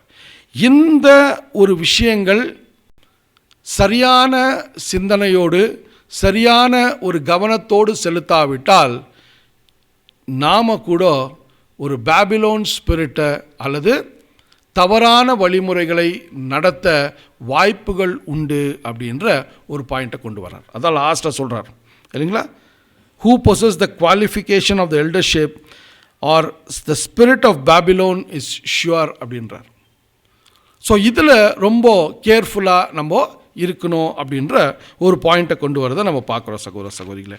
ஸோ இந்த ஒரு விஷயத்தை கூட நம்ம கவனிச்சுட்டு வந்தோம். ரொம்ப சில சமயத்தில் நம்ம யோசிப்போம், இவ்வளோ அளவுக்கு நம்ம யோசிக்கணுமா அப்படின்னு பார்க்கும்போது சில சூழ்நிலைகள் சில சந்தர்ப்பங்கள் சபைகளிலே வரும்போது நாம் கிறிஸ்துவ மண்டலத்திலே சிந்தித்து வாழ்ந்து கொண்டிருந்தது போல இங்கேயும் நம்ம அதே சிந்தனையிலே அதே முடிவுகளை எடுத்தோமானால் நாம் தவறுவதற்கும் வேதத்துக்கு இசைவாக இல்லாதிருப்பதற்கும் காரணமாயிடும். ஆகையால் இந்த படிப்பினைகள் அதை குறிப்பிட்டு நமக்கு சொல்லக்கூடிய ஒரு விஷயத்தை பார்க்கும்போது சகோதரர் நம்மளை என்ன பண்ணிட்டு இருக்கிறாங்க, எஜுகேட் பண்ணுறார். இப்படி தான் இருக்கணும், இந்த சத்தியத்தில் இந்த சகோதர சகோதரிகள் ஐக்கியத்தில் இந்த ஒரு ஊழியத்தின் காரியங்களில் இப்படி இருந்தால் இது ஒரு நல்ல வழிமுறையாக இருக்கும் அப்படின்ற வேதத்துக்கு இசைவான சில காரியங்களை கொண்டு வரதை நம்ம பார்க்குறோம் சகோதர சகோதரிகள். ஓகேங்களா. ஸோ இப்போ ஒரு அடுத்த பாகத்துக்கு நம்ம போகிறோம். என்னன்னாக்கா டிசிப்ளின் இன் த எக்லீஷியா இல்லைங்களா, சபையினுடைய ஒரு ஒழுங்குமுறை. இது ரொம்ப முக்கியமான ஒரு பாடம். இது இவ்வளோ நேரம் நம்ம பார்த்த விஷயங்கள் எல்லாம் என்ன அப்படின்னு பார்த்தீங்கன்னா, சபைகள் சபைகளுடைய மூப்பர்கள் அவங்கள எப்படி செலக்ட் பண்ணோம், எப்படி சபைகள் நடத்தப்பட வேண்டும், எப்படி மூப்பர்களை நம்ம ஆய்க்கை செய்ய வேண்டும், அந்த மூப்பர்களுக்கு எப்படி நாம் ஒத்தாசையாக இருக்க வேண்டும், இது எல்லாம் படிப்படியாக பார்த்துட்டு வந்தோம் இல்லைங்களா. ஸோ இப்போ இங்கே என்ன கொண்டு வரார் அப்படின்னு பார்க்கும்போது, ஒட்டுமொத்த ஒரு சபையினுடைய ஒரு காரியங்கள், அதனுடைய ஒழுங்குமுறை எப்படி இருக்கணும் அப்படின்ற ஒரு தலைப்பு. ஸோ இது எந்த அடிப்படையில் இந்த ஒரு சஜஷனை சகோதரர் நமக்கு கொடுக்குறாரு அப்படின்னு பார்த்தீங்கன்னா, மத்தேயு 18ஆம் அதிகாரம் 15-18 வசனங்களை மையமாக கொண்டு இந்த ஒரு சஜஷனை பிரதர் நமக்கு கொடுக்குறாரு. இப்படி நம்ம நடந்து கொண்டோமானால் மிகவும் ஒரு ரொம்ப ஹெல்த்தியான ஒரு கூடுகை, ரொம்ப ஹெல்த்தியான ஒரு சகோதர ஐக்கியம் இருக்கும்னு நமக்கு சஜஸ்ட் பண்ணுறார். ஓகேங்களா. ஸோ இப்போ என்ன அப்படின்னு என்ன ஒரு கேள்வியோடு இந்த பாடத்தை நம்ம ஆரம்பிக்கலாம் அப்படின்னு பார்க்கும்போது, சபையினுடைய ஒரு கண்காணிப்பின் காரியங்களிலே அட்மினிஸ்ட்ரேஷன் அப்படின்னு கூட சொல்லலாம் இல்லைங்களா. ஸோ இந்த ஒரு சபையினுடைய ஒழுங்குமுறையை சபையினுடைய மூப்பர் மட்டுமே இதை காத்து கொள்ள வேண்டும், அல்லது அவர் மட்டும்தான் இதுக்கு என்ன சொல்ல ஆன்சரபலாக இருக்கிறாரு அப்படின்னு நம்ம யோசிப்போம் சில சமயத்தில் இல்லைங்களா. சில சமயத்தில் நம்ம எப்படி யோசிப்போம் அப்படின்னு பார்த்தீங்கன்னா, சபையில் ஏதோ ஒரு தவறு நடக்குது, சபையில் ஏதோ ஒரு விஷயங்கள் வேதத்துக்கு இசைவாக இல்லை, அல்லது ஒரு ஒழுங்கான ஒரு காரியங்கள் இல்லை அப்படின்னு சொல்லும் போது, அதை ஒழுங்குபடுத்துவதற்கு மூப்பர் தான் முன்ன வரணும், மூப்பர் தான் அந்த விஷயத்தை ஒழுங்குபடுத்தணும் அப்படின்னு நம்ம சிந்திப்போம் இல்லைங்களா. ஸோ சகோதரனுடைய சிந்தனை என்னவா இருக்குது, வேதத்துக்கு இசைவாக என்ன சிந்தனை நமக்குள்ளே இருக்கணும் அப்படின்ற ஒரு கேள்வியை தான் இப்போ நம்ம பார்க்கலாம். ஓகேங்களா. இது எந்த தலைப்பின் கீழே ஆரம்பிக்கிறோன்னா, டிசிப்ளின் இன் தி எக்லீசியா தலைப்போடு கூட ஆரம்பிக்கலாம். சபையின் ஒழுங்குமுறை. ஓகே. சபையின் ஒழுங்கை காக்க வேண்டியது மூப்பர்களை மாத்திரமல்ல, முழு சபையையும் சார்ந்ததாகும். ஒருவர் குற்றம் அல்லது பாவம் செய்தவர் என்று காணப்பட்டால், அவர் அந்த குற்றத்தை யாருக்கு செய்தாரோ அவர் மாத்திரமே அந்த குற்றத்தை அவருக்கு சுட்டி காட்ட வேண்டும். அப்படி இல்லையெனில் அந்த குற்றத்தை முதலாவது காண்கிறவர் அப்படி செய்ய வேண்டும். அதற்கு அவர் செவி கொடாமற் போனால் தொடர்ந்து அந்த குற்றத்தில் அல்லது பாவத்தில் நிலைத்திருப்பார் என்றால், அப்பொழுது திறந்த மனதுடைய 2 அல்லது 3 சகோதரர்கள் அதை விசாரிக்கவும் தர்க்கம் பண்ணுகிறவர்களுக்கு புத்தி சொல்லவும் கேட்டுக்கொள்ளப்பட வேண்டும். எவரும் மூப்பர்களாக இருந்தாலும் இல்லாவிட்டாலும் சரி, அவர்களுடைய வயதின் முதிர்ச்சியினால் வரும் நியாயம் எவ்விதமான வழியிலும் தோன்றினதாயும் அவர்கள் கூறுவது பலமுள்ளதாயும் இருந்தாலொழிய அவர்களுடைய வயதின் மூப்பு இந்த விஷயத்தில் எவ்வித பலத்தையோ அதிகாரத்தையும் கூட்டாது. ஆலோசனை முழு 2 சாரர்களுக்கிடையில் ஒரு சாரர் பக்கமாக மனப்பூர்வமான தீர்மானிக்கும் என்றால், அந்த விஷயம் சீர்திருத்துதல் அல்லது இழந்ததை திருப்பிக் கொடுத்தல் மூலமாக முடிந்தவரை உடனடியாக செய்யப்படுமானால் மற்றவர் அதை ஏற்றுக்கொண்டு முடிவுக்கு கொண்டு வர வேண்டும். இரு சாரரில் ஒருவர் முந்தைய குற்றத்தில் இன்னும் நிலைத்திருந்தால், ஆரம்பத்தில் குற்றத்தை காட்டியவர் அல்லது ஆலோசனை குழுவை வரவேண்டும் என்று சொன்னவர்களில் ஒருவர் அல்லது எல்லாருமே கூட்டாக அப்பொழுது அந்த விஷயத்தை சபைக்கு முன்னர் கொண்டு வருவது நல்லதாக இருக்கும். இதிலிருந்து மூப்பர்கள் சபையினரின் மேல் நியாயாதிபதிகளாக இருக்கவே கூடாது என்பது விளங்குகின்றது. விசாரிப்பதும் நியாயம் தீர்ப்பதும் அங்குள்ளவர்களே அல்லது சபையை சார்ந்ததாகும். ஓகே, ரொம்ப அருமையான ஒரு படிப்பினை நமக்கு. என்ன அப்படின்னு சொல்கிறாருன்னு பார்த்தீங்கன்னா, ஆரம்பிக்கும் போதே ரொம்ப கிளியராக சொல்லிட்டார். என்ன சொல்லிட்டார்னா, சபையினுடைய ஒழுங்குமுறை ஒவ்வொரு சகோதரருடைய ஒரு ரெஸ்பான்சிபிலிட்டி இல்லைங்களா. ஸோ சபையில் ஒரு ஒழுங்குமுறை நடக்கணும் அப்படின்னா அது சபையினுடைய மூப்பருக்கு மட்டுமல்ல, சபையினுடைய ஒவ்வொரு அங்கத்தினரும் அதை குறித்து நாம் கவனத்தை செலுத்த வேண்டும். ஸோ நம்முடைய ஒரு பொறுப்பை மூப்பர் மேலே போட்டுட்டு நாம் அப்படியே அசால்ட்டாக இருந்தோன்னா அது வேதத்துக்கு இசைவாக இல்லை அப்படின்னு கொண்டு வர. ஸோ நாம் ஒவ்வொருவரும் எப்படி அதுக்கே உரியதான என்னங்க ஒரு ஒரு ரெஸ்பான்சிபிலிட்டியை நம்ம எடுக்கணும்னு வேதத்துக்கு இசைவாக சில விஷயங்களை சொல்கிறார் இல்லைங்களா. ஸோ மேத்யூ 18th சாப்டரை நம்ம ஒரு வாட்டி படிக்க பார்க்கலாங்க. மேத்யூ 18th சாப்டர் 15 to 18 இந்த வேர்ஸை நம்ம படிக்கலாம். இது கிரைஸ்ட் பேசின ஒரு விஷயம். எப்படி சபை ஒரு நல்ல என்னங்க ஒரு பக்தி விருத்தியின் ஒரு காரியத்தில் ஈடுபடக்கூடிய சபை எப்படி நல்ல ஒரு முறையில் ஒரு அந்யோன்யம் ஐக்கியம் இருக்கணும்னா என்ன ஒரு ப்ரொசீஜரை ஃபாலோ பண்ணோன்னு கிரைஸ்டே நமக்கு சொல்லி கொடுக்குறாரு. அதை படிக்கிறாங்க பாருங்கள். மத்தேயு 18ஆம் அதிகாரம் 15 to 18 வசனங்கள். உன் சகோதரன் உனக்கு விரோதமாக குற்றம் செய்தால் அவனிடத்தில் போய் நீயும் அவனும் தனித்திருக்கையில் அவன் குற்றத்தை அவனுக்கு உணர்த்து. அவன் உனக்கு செவி கொடுத்தால் உன் சகோதரனை ஆதாயப்படுத்தி கொண்டாய். அவன் செவி கொடாமற் போனால் 2-3 சாட்சிகளுடைய வாக்கினாலே சங்கதிகளெல்லாம் நிலைவரப்பரும்படி 2 உன்னுடனே கூட்டிக் கொண்டு போ. அவர்களுக்கும் அவன் செவி கொடாமற் போனால் அதை சபைக்கு தெரியப்படுத்து. சபைக்கும் செவி கொடாமற் போனானால் அவன் உனக்கு அஞ்ஞானியைப் போலவும் ஆயக்காரனைப் போலவும் இருப்பானாக. பூலோகத்திலே நீங்கள் எவைகளை கட்டுவீர்களோ அவைகள் பரலோகத்திலும் கட்டப்பட்டிருக்கும். பூலோகத்திலே நீங்கள் எவைகளை கட்ட வைப்பீர்களோ அவைகள் பரலோகத்திலும் கட்ட வைக்கப்படும் என்று மெய்யாகவே உங்களுக்கு சொல்கிறேன். ஓகே. ஸோ இந்த ஒரு வசனத்தை மையமாக கொண்டு தான் சகோதரர் நமக்கு அவருடைய ஆலோசனையை கொடுக்குறார். ஓகேங்களா. ஸோ இந்த ஃபஸ்ட்டு ஆலோசனை என்ன கொடுக்குறார் அப்படின்னு பார்க்கும்போது, வெறும் மூப்பர் தான் சபையினுடைய ஒழுங்குமுறைக்கு ரெஸ்பான்சிபிளா அல்லது அங்கத்தினர் எல்லாருமே அதுக்கு ரெஸ்பான்சிபிள்னா ரொம்ப கிளியராக சொல்கிறாரு. சபையினுடைய ஒவ்வொரு அங்கத்தினருக்கும் சபையினுடைய ஒழுங்கை காத்து கொள்ளக்கூடிய ஒரு பெரிய பொறுப்பை தேவன் சபை மக்களுக்கு கொடுக்குறாரு. இதை எப்படி கையாள வேண்டும், இதுதான் ரொம்ப முக்கியம். இதுதான் ரொம்ப முக்கியம். எல்லாரும் கையாள வேண்டும், ஆனால் இது எப்படி கையாள வேண்டும்ன்றது தான் ஒரு பெரிய தேவனுடைய ஞானம் இல்லைங்களா. ஏன்னா எல்லாருமே உலக ரீதியில் நம்ம அந்த ஒழுங்கை சீர்கட்ட வேண்டும் அல்லது சரிப்படுத்த வேண்டும் என்று முயற்சித்துட்டோன்னா அது தேவனுக்கு இசைவாகவோ அல்லது தேவனுக்கு விரோதமாக செய்யக்கூடிய செயலாயிடும். அதுக்கு தான் கிரைஸ்டனுடைய சஜஷனை இங்கே கொண்டு வரார் இல்லைங்களா. ஸோ நம்ம படிக்க கேட்டோம் 18ஆம் அதிகாரத்தில் 15-18 கிரைஸ்டே ரொம்ப கிளியராக சொல்கிறாரு. ஒரு ஹெல்தியான இல்லைங்களா ஒரு ஆரோக்கியமான வழிமுறை எப்படி இருக்கும், ஒரு வேளை ஒரு சகோதரனோ சகோதரியோ தவறு செய்தால் எந்த அணுகுமுறையை நாட வேண்டும் ரொம்ப கிளியராக சொல்லிட்டாரு.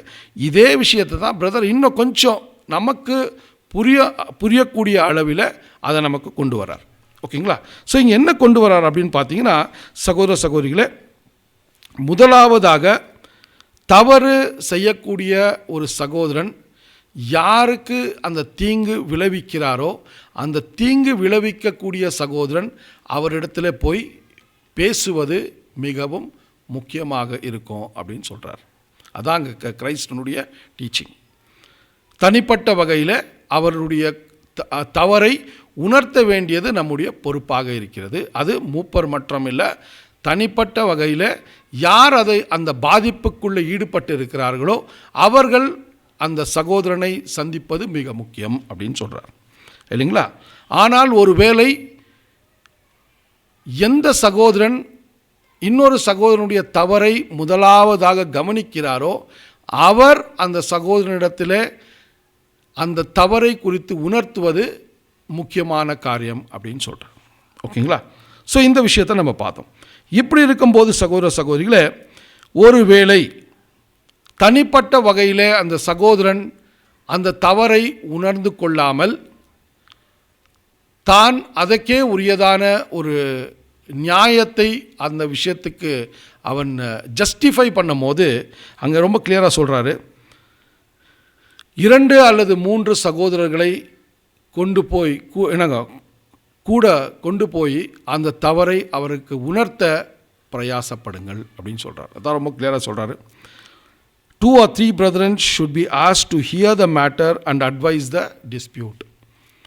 ஒருவேளை தனிப்பட்ட முறையில் அந்த ஒரு தவறை சரிப்படுத்த விரும்பவில்லை என்றால் 2 அல்லது 3 சகோதரர்கள் யார் ஆவிக்குரியமான வளர்ச்சியிலே மேன்மையாக இருக்கிறார்களோ அவர்களை கொண்டு இந்த காரியங்களை அவருக்கு உணர்த்த நாம் பிரயாசப்பட வேண்டும். இது கூட கிரைஸ்ட் என்ன பண்ணுறாருங்க, அவருடைய செகண்ட் ஸ்டெப்பில் சொல்கிறார்.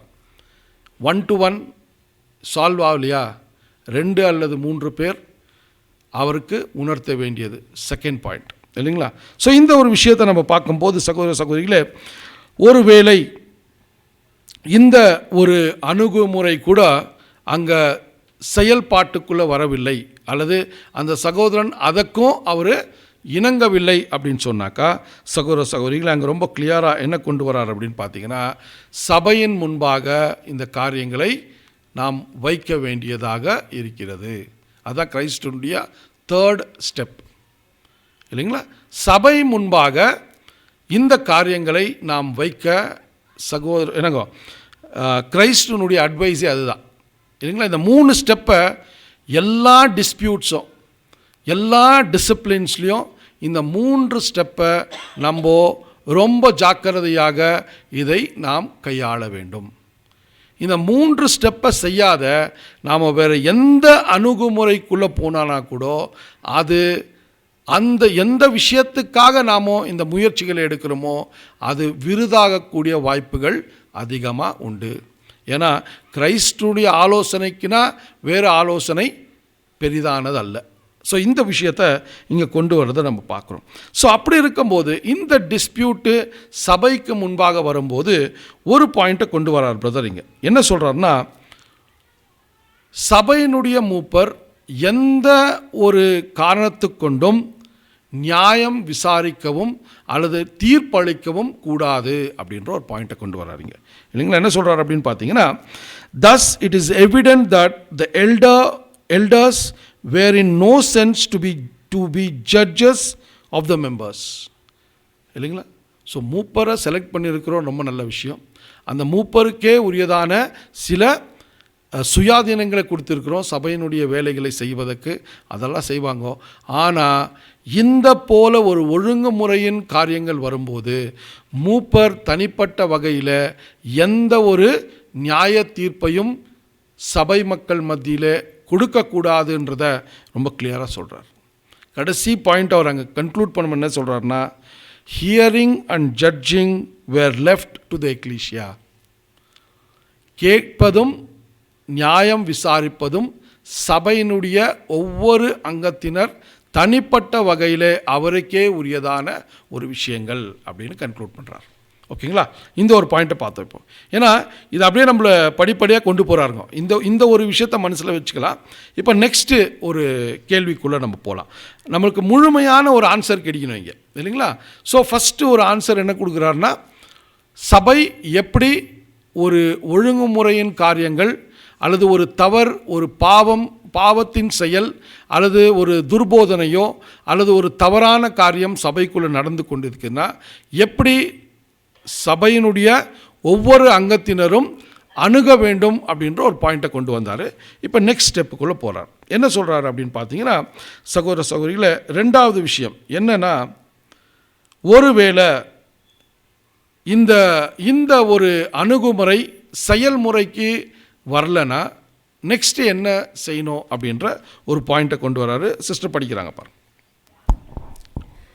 இந்த 2 ஆரம்ப கட்ட மேல் சொல்லப்பட்ட நடவடிக்கைகள் எடுக்கப்பட்ட பின்னர், மூப்பர்களுக்கு விவரங்கள் விளக்கப்பட்ட பின்னர் ஒரு முடிவை எடுக்கும்படியாக அதன் தலையாக இருக்கிறவரின் நாமத்தினாலும் அவர் கூறிய கனத்தோடும் அந்த விவரங்களை அவர் விசாரிக்கும்படியாக ஒரு வழக்கு மன்றமாக சபையை அல்லது சபையின் பொது கூட்டத்தை கூட்டுவது அவர்களுடைய கடமையாகும். மேலும் விசாரிக்க வேண்டிய விஷயமானது மிக தெளிவாக இருக்க வேண்டும். குற்றம் சாட்டப்பட்டவர் நன்கு நடத்தப்படல் வேண்டும். மேலும் எடுக்கப்படும் தீர்மானம் கிட்டத்தட்ட எல்லோராலும் ஏற்றுக்கொள்ளப்படத்தக்கதாக இருக்க வேண்டும். இதன்படியாக சபையின் ஒற்றுமையும் சமாதானமும் காக்கப்படும். சபை குற்றம் என சொல்வதற்கு முந்தைய வினாடி வரை மனஸ்தாபப்படுவது சாத்தியமானது. குற்றம் இழைப்பவருக்கு தண்டனை என்பது நோக்கமல்ல. ஆனால் இந்த முயற்சிகளின் முக்கியமான நோக்கம் என்னவெனில், குற்றம் செய்தவரை மனஸ்தாபப்பட வைப்பதும் சீர்திருத்துவதும் தான் முக்கியமானதாகும். ஓகேங்க, கொஞ்சம் நிற்க வைக்கலாம். ஓகேங்களா? ஸோ இங்கே வந்து நம்ம ரொம்ப கிளியராக என்ன பார்த்தோம்னா ஃபஸ்ட்டு ரெண்டு ஸ்டெப் பார்த்தோம். இண்டிவிஜுவலாக தனிப்பட்ட முறையில் பாதிக்கப்பட்டவர் பாதிக்கப்படுத்தின மனுஷனை சகோதரனை சந்தித்து பேச வேண்டிய விஷயங்கள், தவறை உணர்த்த வேண்டிய விஷயங்களுக்குள்ளே ஃபஸ்ட்டு ஈடுபட வேண்டியது. அது சகோதரனாவது சகோதரியாவது ஒரு எவ்வளோ பெரிய ஒரு மெய்ப்பனோ மூப்பரோ யாராக இருந்தாலும் அவர் தவறு செய்திருந்தால் கூட இப்படி தான் வழிமுறைகள் நடத்தப்பட வேண்டும். இதுதான் கிறிஸ்துனுடைய ஒரு நியமம். ரெண்டாவதாக நம்ம பார்க்கும்போது 2 அல்லது 3 சகோதரர்கள் வளர்ச்சி ஆவிக்குரியமான வளர்ச்சியிலே அந்த முதிர்ச்சியை அடைந்திருக்கிறவர்களை கிட்ட இந்த விஷயங்களை சொல்லி அவரை உணர்த்த வேண்டும். இரண்டாவது. இப்போ மூன்றாவது ஒரு விஷயம் என்ன சொல்கிறாருன்னா, நம்ம பார்த்தோம், ரொம்ப டீட்டெயிலாக அதை கொண்டு வரார். ஸோ ஒரு வேளை இதுக்கும் நடக்கலைன்னா மூன்றாவதாக என்ன செய்ய வேண்டும் அப்படின்னு சொல்லும் போது, சகோதர சகோதரிகளே, ஒரு சபையினுடைய எல்லா அங்கத்தினரும் நாம் ஒரு ஆலோசனை குழுவாக அங்கே கூட செய்ய வேண்டும் அப்படின்ற ஒரு பாயிண்ட்டை கொண்டு வரார் இல்லைங்களா? ஸோ அந்த குற்றத்தை சபைக்கு அறிவிக்க வேண்டும். சபை அந்த குற்றங்களை அல்லது தவறுகளை கேட்க கால அவகாசத்தை கொடுக்க வேண்டும். அப்படி இருக்கும்போது யார் தவறை செய்தாரோ, ரொம்ப முக்கியம் இந்த பாயிண்ட், யார் தவறை செய்தாரோ அவரை ஏளனமாகவோ கடிந்து கொள்வதோ நாமோ செய்யக்கூடாது அப்படின்ற ஒரு பாயிண்ட்டை கொண்டு வரார். ரொம்ப கிளியராக கொண்டு வரார்.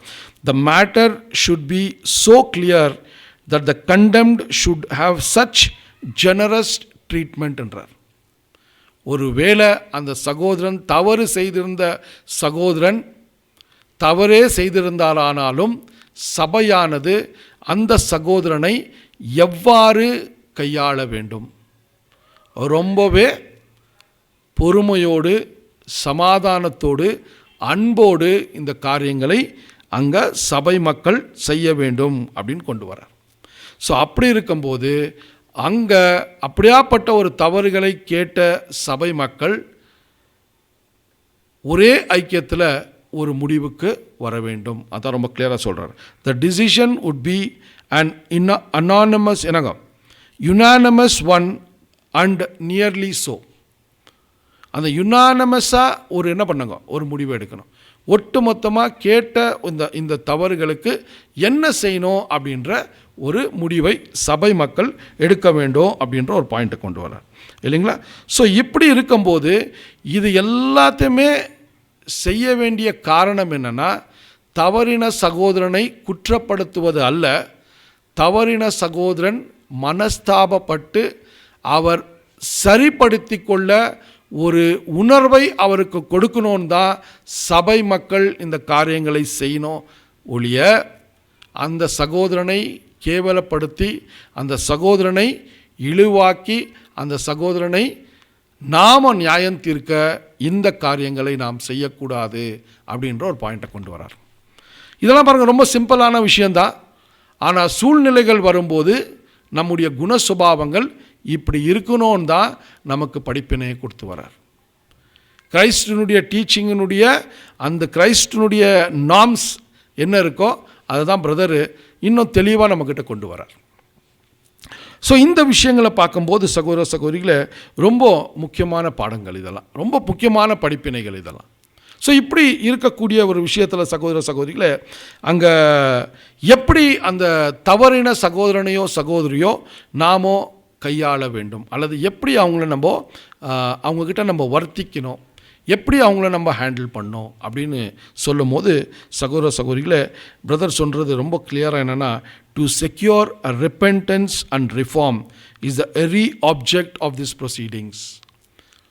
இந்த காரியங்களுக்கு இந்த செயல்முறைகளை எதற்காக செய்கிறோன்னா, ரெண்டே விஷயந்தான். ஒன்று, அவர் ரிப்பெண்ட் ஆகணும், இன்னொன்று அவர் சரிப்படுத்தி கொள்ளணும். இந்த ரெண்டு விஷயங்களை மையமாக கொண்டு தான் இந்த தவறுகளை நாம் என்ன பண்ணுங்க, நாம் கண்டிக்க வேண்டும். இது ரொம்ப முக்கியமான ஒரு விஷயம். ஸோ அதே போல் சகோதர சகோதரிகளே, இந்த ஒரு விஷயத்தை நம்ம பார்க்கும்போது நாமோ அவர்களை பனிஷ் பண்ணுறதோ இல்லைங்களா, அவருடைய தவறுகளுக்கு அவர்களுக்கு ஒரு தண்டனை கொடுக்கிறதோ நம்முடைய பணி அல்ல. ரொம்ப கிளியராக சொல்லிடுறாரு. அந்த வசனத்தை கொண்டு வரும்போது சொல்கிறாரு, punishment is not ours, vengeance is mine. ரோமர் 12ஆம் அதிகாரம் 19ஆம் வசனத்தை இங்கே நமக்கு ஒரு மைய வசனமாக கொண்டு வரார் இந்த ஒரு ஆலோசனைக்காக. என்ன அப்படின்னு பார்த்தீங்கன்னா, ரோமர் 12ஆம் அதிகாரம் 19ஆம் வசனத்தை நம்ம வாசித்து பார்த்தோன்னா என்னங்க, நியாயம் விசாரிப்பது தேவனுடைய வேலை. அந்த வேலையில், அந்த ஒரு பணியில் நாம் ஈடுபடக்கூடாது. ஸோ நாம் நம்மளுடைய முயற்சியெல்லாம் என்ன இருக்கணும்னா, அந்த சகோதரன் மனஸ்தாபப்பட்டு அவருடைய தவறுகளை திருத்தி கொண்டு மறுபடியுமாக தேவனிடத்தில் அந்த கிருபாசனத்துக்கு வந்து சரிப்படுத்தி கொள்ள அவர் முயற்சிக்க நம்முடைய அணுகுமுறைகள் இருக்க வேண்டும் இல்லைங்களா. ஸோ பொதுவாக நம்ம பார்க்கும்போது இந்த தவறுகளை செய்யக்கூடிய சில சமயங்களில் நாம் தவறுகளை செய்யும்போது நம்முடைய இருதயம் என்ன ஆகிடுதுங்க, ரொம்ப கடினமாகிடுது. எந்த ஒரு ஆலோசனைக்கோ இல்லை எந்த ஒரு அட்வைஸுக்கோ நம்ம என்ன பண்ண மாட்டோங்க, நம்மளுடைய இருதயத்தை ஒப்பு கொடுக்கவே மாட்டோம். அதுதான் இங்கே பார்க்குறோம். அப்படி இருக்கும்போது என்ன ஆகும்னா, இப்படியாப்பட்ட ஒரு ஆலோசனை சங்கங்கள், சபையினுடைய அங்கத்தினர் கொடுக்கக்கூடிய ஆலோசனைகளை நம்ம சில சமயத்தில் என்ன பண்ணிடுவோம்னா, அதை விருதாக்கி அல்லது நாம் விரோதமாக செயல்பட ஆரம்பிக்கக்கூடிய விஷயங்கள் கூட நடக்கும் அப்படின்னு சொல்கிறத நம்ம பார்க்குறோம். ஸோ சபை மக்கள் அவர்களுடைய இந்த அணுகுமுறைகளை எப்படி செய்யணும்னு தான் அவர் சஜஸ்ட் பண்ணுறாருங்க இல்லைங்களா. ரொம்ப கோபப்பட்டு, ரொம்ப என்ன சொல்கிறதுனா பேஷன்ஸை இழந்து இப்படியெல்லாம் நம்ம செய்யும்போது கிறிஸ்துவனுடைய டீச்சிங்க்கு விரோதமாக இருக்குதுன்னு தான் இங்கே ரொம்ப கிளியராக சொல்கிறார். ஏன் அப்படின்னா, அந்த தவறை உணர்த்துவது நம்முடைய பணி, தவறை கண்டிப்பது நம்முடைய பணி. தவறுக்காக அந்த சகோதரனையோ சகோதரியோ பனிஷ் பண்ணுறது நம்முடைய வேலை அல்ல. இதுதான் கிறிஸ்துவனுடைய டீச்சிங்ஸு, இதுதான் அப்போஸ்டல்ஸுடைய டீச்சிங்கு, இதுதான் ரசல் பிரதருடைய டீச்சிங். இந்த டீச்சிங்க்கு விரோதமாக எந்த செயல்கள் நடந்தாலும் அது வேதத்துக்கு இசைவானதல்லன்றதை நம்ம ரொம்ப கிளியராக குறிப்பிட்டு வச்சுக்கணும். ஏன்னா சபைகளில் இப்படியாப்பட்ட ஒரு சூழ்நிலைகள் வரும்போது இந்த செயல்களை கையாள்கிறோமா, அது எந்த மாதிரி ஒரு தவறுகள் குற்றமாக இருந்தால் கூட இந்த அணுகுமுறை இல்லைன்னா சகோதர சகோதரிகளே, அது கிறிஸ்துவனுடைய ஸ்பிரிட் இல்லை. ரொம்ப கிளியராக சொல்லிடுறாருங்க. அதான் அந்த விஷயத்தை சொல்லும் போது கடைசியாக அந்த பாயிண்ட்டை கொடுக்கும்போது என்ன சொல்கிறார் அப்படின்னு பார்த்தீங்கன்னா, ரோமர் 8ஆம் அதிகாரம் 9ஆம் வசனத்தை நமக்கு என்ன பண்ணுறாருங்க, ஒரு அறிவுரையாக கொண்டு வர்றார். ரோமர் 8ஆம் அதிகாரம் 9ஆம் வசனத்தை கூட வாசிக்கலாம். தேவனுடைய ஆவி உங்களில் வாசமாயிருந்தால் நீங்கள் மாம்சத்துக்கு உட்பட்டவர்களாயிராமல் ஆவிக்கு உட்பட்டவர்களாயிருப்பீர்கள். கிறிஸ்துவின் ஆவி இல்லாதவன் அவருடையவன் அல்ல. ரொம்ப கிளியராக இந்த பாயிண்ட்டை கொண்டு பாருங்கள். ஒரு ஆலோசனைக்கும் ஒரு வேத வசனத்தினுடைய ஒரு ஆதாரத்தை கொண்டு வர்றார் சகோதரர் கொடுக்கக்கூடிய படிப்பினையில். ஸோ இங்கே கூட இந்த ஆதார வசனத்தை கொடுக்கும்போது இங்கே ரொம்ப கிளியராக சொல்கிறாரு, கிறிஸ்துவனுடைய ஆவி இல்லாதவன் கிறிஸ்துவனாக இருக்க முடியாது, கிறிஸ்துவனுடைய ஃபாலோவராக இருக்க முடியாது. ஸோ இப்படியாப்பட்ட ஒரு தவறுகள், பாவங்கள் அல்லது விஷயங்கள் சபையினுடைய ஒழுங்கை கெடுக்கக்கூடிய காரியங்களாக இருந்தால் எப்படி நடத்தணும்னு ரொம்ப கிளியராக கொண்டு வந்தார். சபை மக்களுடைய முயற்சிகள் எல்லாமே என்னவாக இருக்கணும்னா, அந்த சகோதரனோ சகோதரியோ மனம் மாற வேண்டும். மனம் மாறி மறுபடியுமாக கிருபாசனத்துக்கு வந்து அவர்களுடைய ஓட்டத்தை தொடர்ந்து ஓட வேண்டும் என்ற ஒரே உணர்வோடு தான் இந்த காரியங்களை செலுத்த வேண்டும். ஸோ அப்படி இருக்கக்கூடிய சிந்தனை இருக்கும்போது அந்த சகோதரனோ சகோதரியோ மனம் மாறினால் மிகவும் தேவனுக்கு நன்றி செலுத்தி அந்த சகோதரனை ஏற்றுக்கொண்டு நாம் நடத்த வேண்டும் அப்படின்ற ஒரு ஸ்பிரிட்டை தான் இங்கே கொண்டு வரார். இந்த ஸ்பிரிட்டில் நம்ம இந்த சிச்சுவேஷன்ஸை ஹேண்டில் பண்ணலன்னா நாம் கிரைஸ்ட் ஃபாலோவராகவே இல்லை அப்படின்னு அப்போஸ்தலன் பவுலுடைய ரைட்டிங்ஸை நம்ம கொண்டு வரதை நம்ம பார்க்குறோம். ஸோ ஆகையால் இந்த விஷயங்கள் கூட ரொம்ப முக்கியமான ஒரு காரியங்களாக இருக்குது. ஓகேங்களா? ஸோ இப்போ 3 ஸ்டெப்பு பார்த்தோம். ஒன்று தனிப்பட்ட வகையில் பேசக்கூடிய விஷயம், 2 அல்லது 3 சகோதரர்களை வைத்து பேசக்கூடிய விஷயம், 3ஆவதாக சபை எடுக்கக்கூடிய முடிவுகள், இல்லைங்களா? இந்த 3 முடிவுக்கும் ஒரு சகோதரனோ சகோதரியோ தங்களை மாற்றிக்கொள்ளாவிட்டால் என்ன செய்ய வேண்டும்? இதுதான் நெக்ஸ்ட் கேள்வி. இது கூட கிரைஸ்ட் டீச்சிங்ஸில் இருக்குது. இதை பிரதர் இவங்க சொல்கிறார் பாருங்க, படிக்கலாங்க, கண்டினியூ பண்ணலாங்க. உண்மையிலே குற்றம் செய்தவர் முழு சபையின் தீர்மானத்திற்கு செவி கொடுக்க மறுத்தாலும் தண்டனை கொடுக்கப்படவோ அல்லது கொடுக்க முயற்சிக்கப்படவோ கூடாது. அப்படியென்றால் அதன் பின்னர் என்ன? சபை அவரை அதன் ஐக்கியத்திலிருந்தும் சகோதரத்தை வெளிப்படுத்தும் எல்லா காரியங்களிலிருந்தும் அகற்ற வேண்டும். அதன் பின்னர் குற்றம் இழைத்தவர் ஒரு அஞ்ஞானியைப் போலவும் ஆயக்காரனைப் போலவும் நடத்தப்பட வேண்டும். ஓகே, இவ்வளோதாங்க சிம்பிள் கன்க்ளூஷன். இந்த மெயின் கன்க்ளூஷனில் என்ன ஒரே ஒரு பாயிண்ட்டை கொண்டு வர்றார் அப்படின்னு பார்த்தீங்கன்னா, ஒருவேளை இந்த 3 ஒரு முயற்சிகளிலும் அந்த சகோதரனோ சகோதரியோ அவர்களை சரிப்படுத்தி கொள்ளாவிட்டால் அவர்களை தண்டிப்பதோ அவர்களுக்கு குற்றம் தீங்கு விளைவிப்பதோ சபை மக்களுடைய பணி இல்லை. ரொம்ப கிளியராக சொல்கிறார். If the transgressor refuses to hear or obey the decision of the entire church, no punishment is to be inflicted or even attempted. இல்லைங்களா? ரொம்ப அருமையான ஒரு பாயிண்ட். ஸோ அப்படின்னா என்ன பண்ணோம் அப்படின்ற ஒரு கேள்வி, இல்லைங்களா? இங்கே ரொம்ப கிளியராக சொல்கிறாரு, சபை மக்கள் அல்லது சபையினுடைய ஒவ்வொரு அங்கத்தினரும் அவரை சகோதரனாக தொடர்ந்து அவரை ஏற்றுக்கொள்ளாமல் ஒரு அந்நியனாகவும், இல்லைங்களா, ஒரு ஆயக்காரனாகவும் அவரை பாவிக்க வேண்டும் அப்படின்ற ஒரு சஜஷனை கொண்டு வரார். இதுதான் கிரைஸ்டுடைய சஜஷனும். நம்ம மேத்யூ 18 சாப்டரில் பார்த்தீங்கன்னா 15-18 நீங்கள் படித்து பார்த்துட்டிங்கன்னா அவருடைய சஜஷன் இது தான்.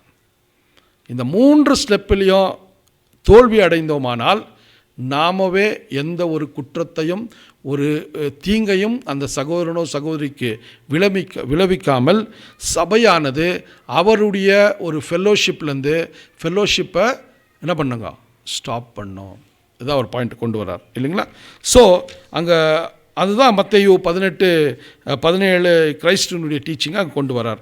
So henceforth the offender is to be treated as an heathen, ஆயக்காரனாகவோ அல்லது என்னங்க இன்னொரு வார்த்தை என்ன சொல், அஞ்ஞானியைப் போல. ஸோ சகோதர சகோதரிகளே, இந்த விஷயங்களை நாம் மனசில் கொண்டு வரணும். ஸோ சபையில் நடக்கக்கூடிய ஒவ்வொரு காரியங்களும் இப்படி தான் ஹேண்டில் பண்ணணும். இதுதான் கிரைஸ்டனுடைய நியமம், இல்லைங்களா? ஸோ எந்த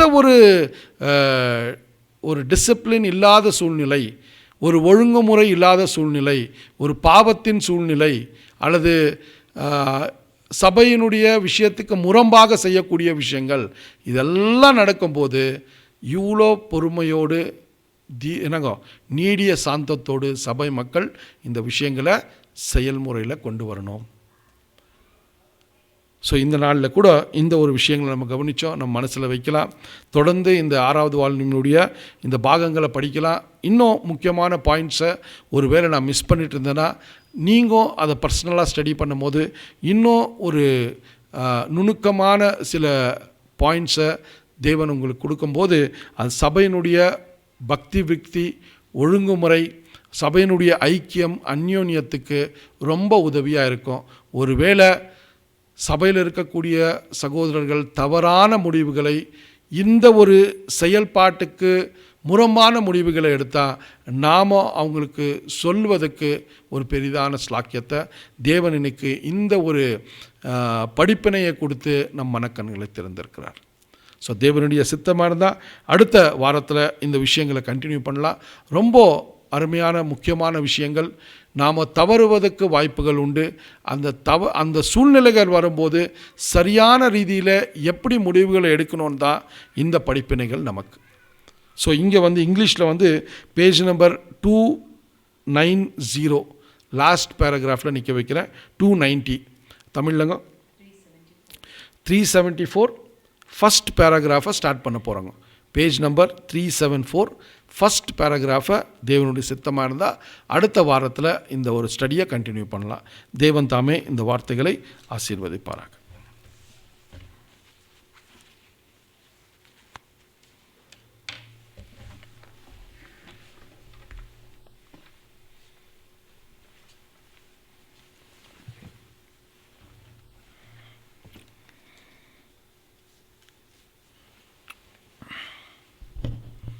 அன்புக்குரிய சகோதரர்களே, சகோதரிகளே, ஸோ இந்த நாளில் கூட அநேக ஆலோசனைகள், முக்கியமாக தேவனுடைய பிள்ளைகளுக்கு கடந்த வாரத்தில் நாம் பார்த்த அநேக இந்த ஐஸ்வர்யத்தை குறித்து, இந்த ஊழியத்தை எப்படி செய்யணும் அப்படின்றதையும் நம்ம பார்த்தோம்.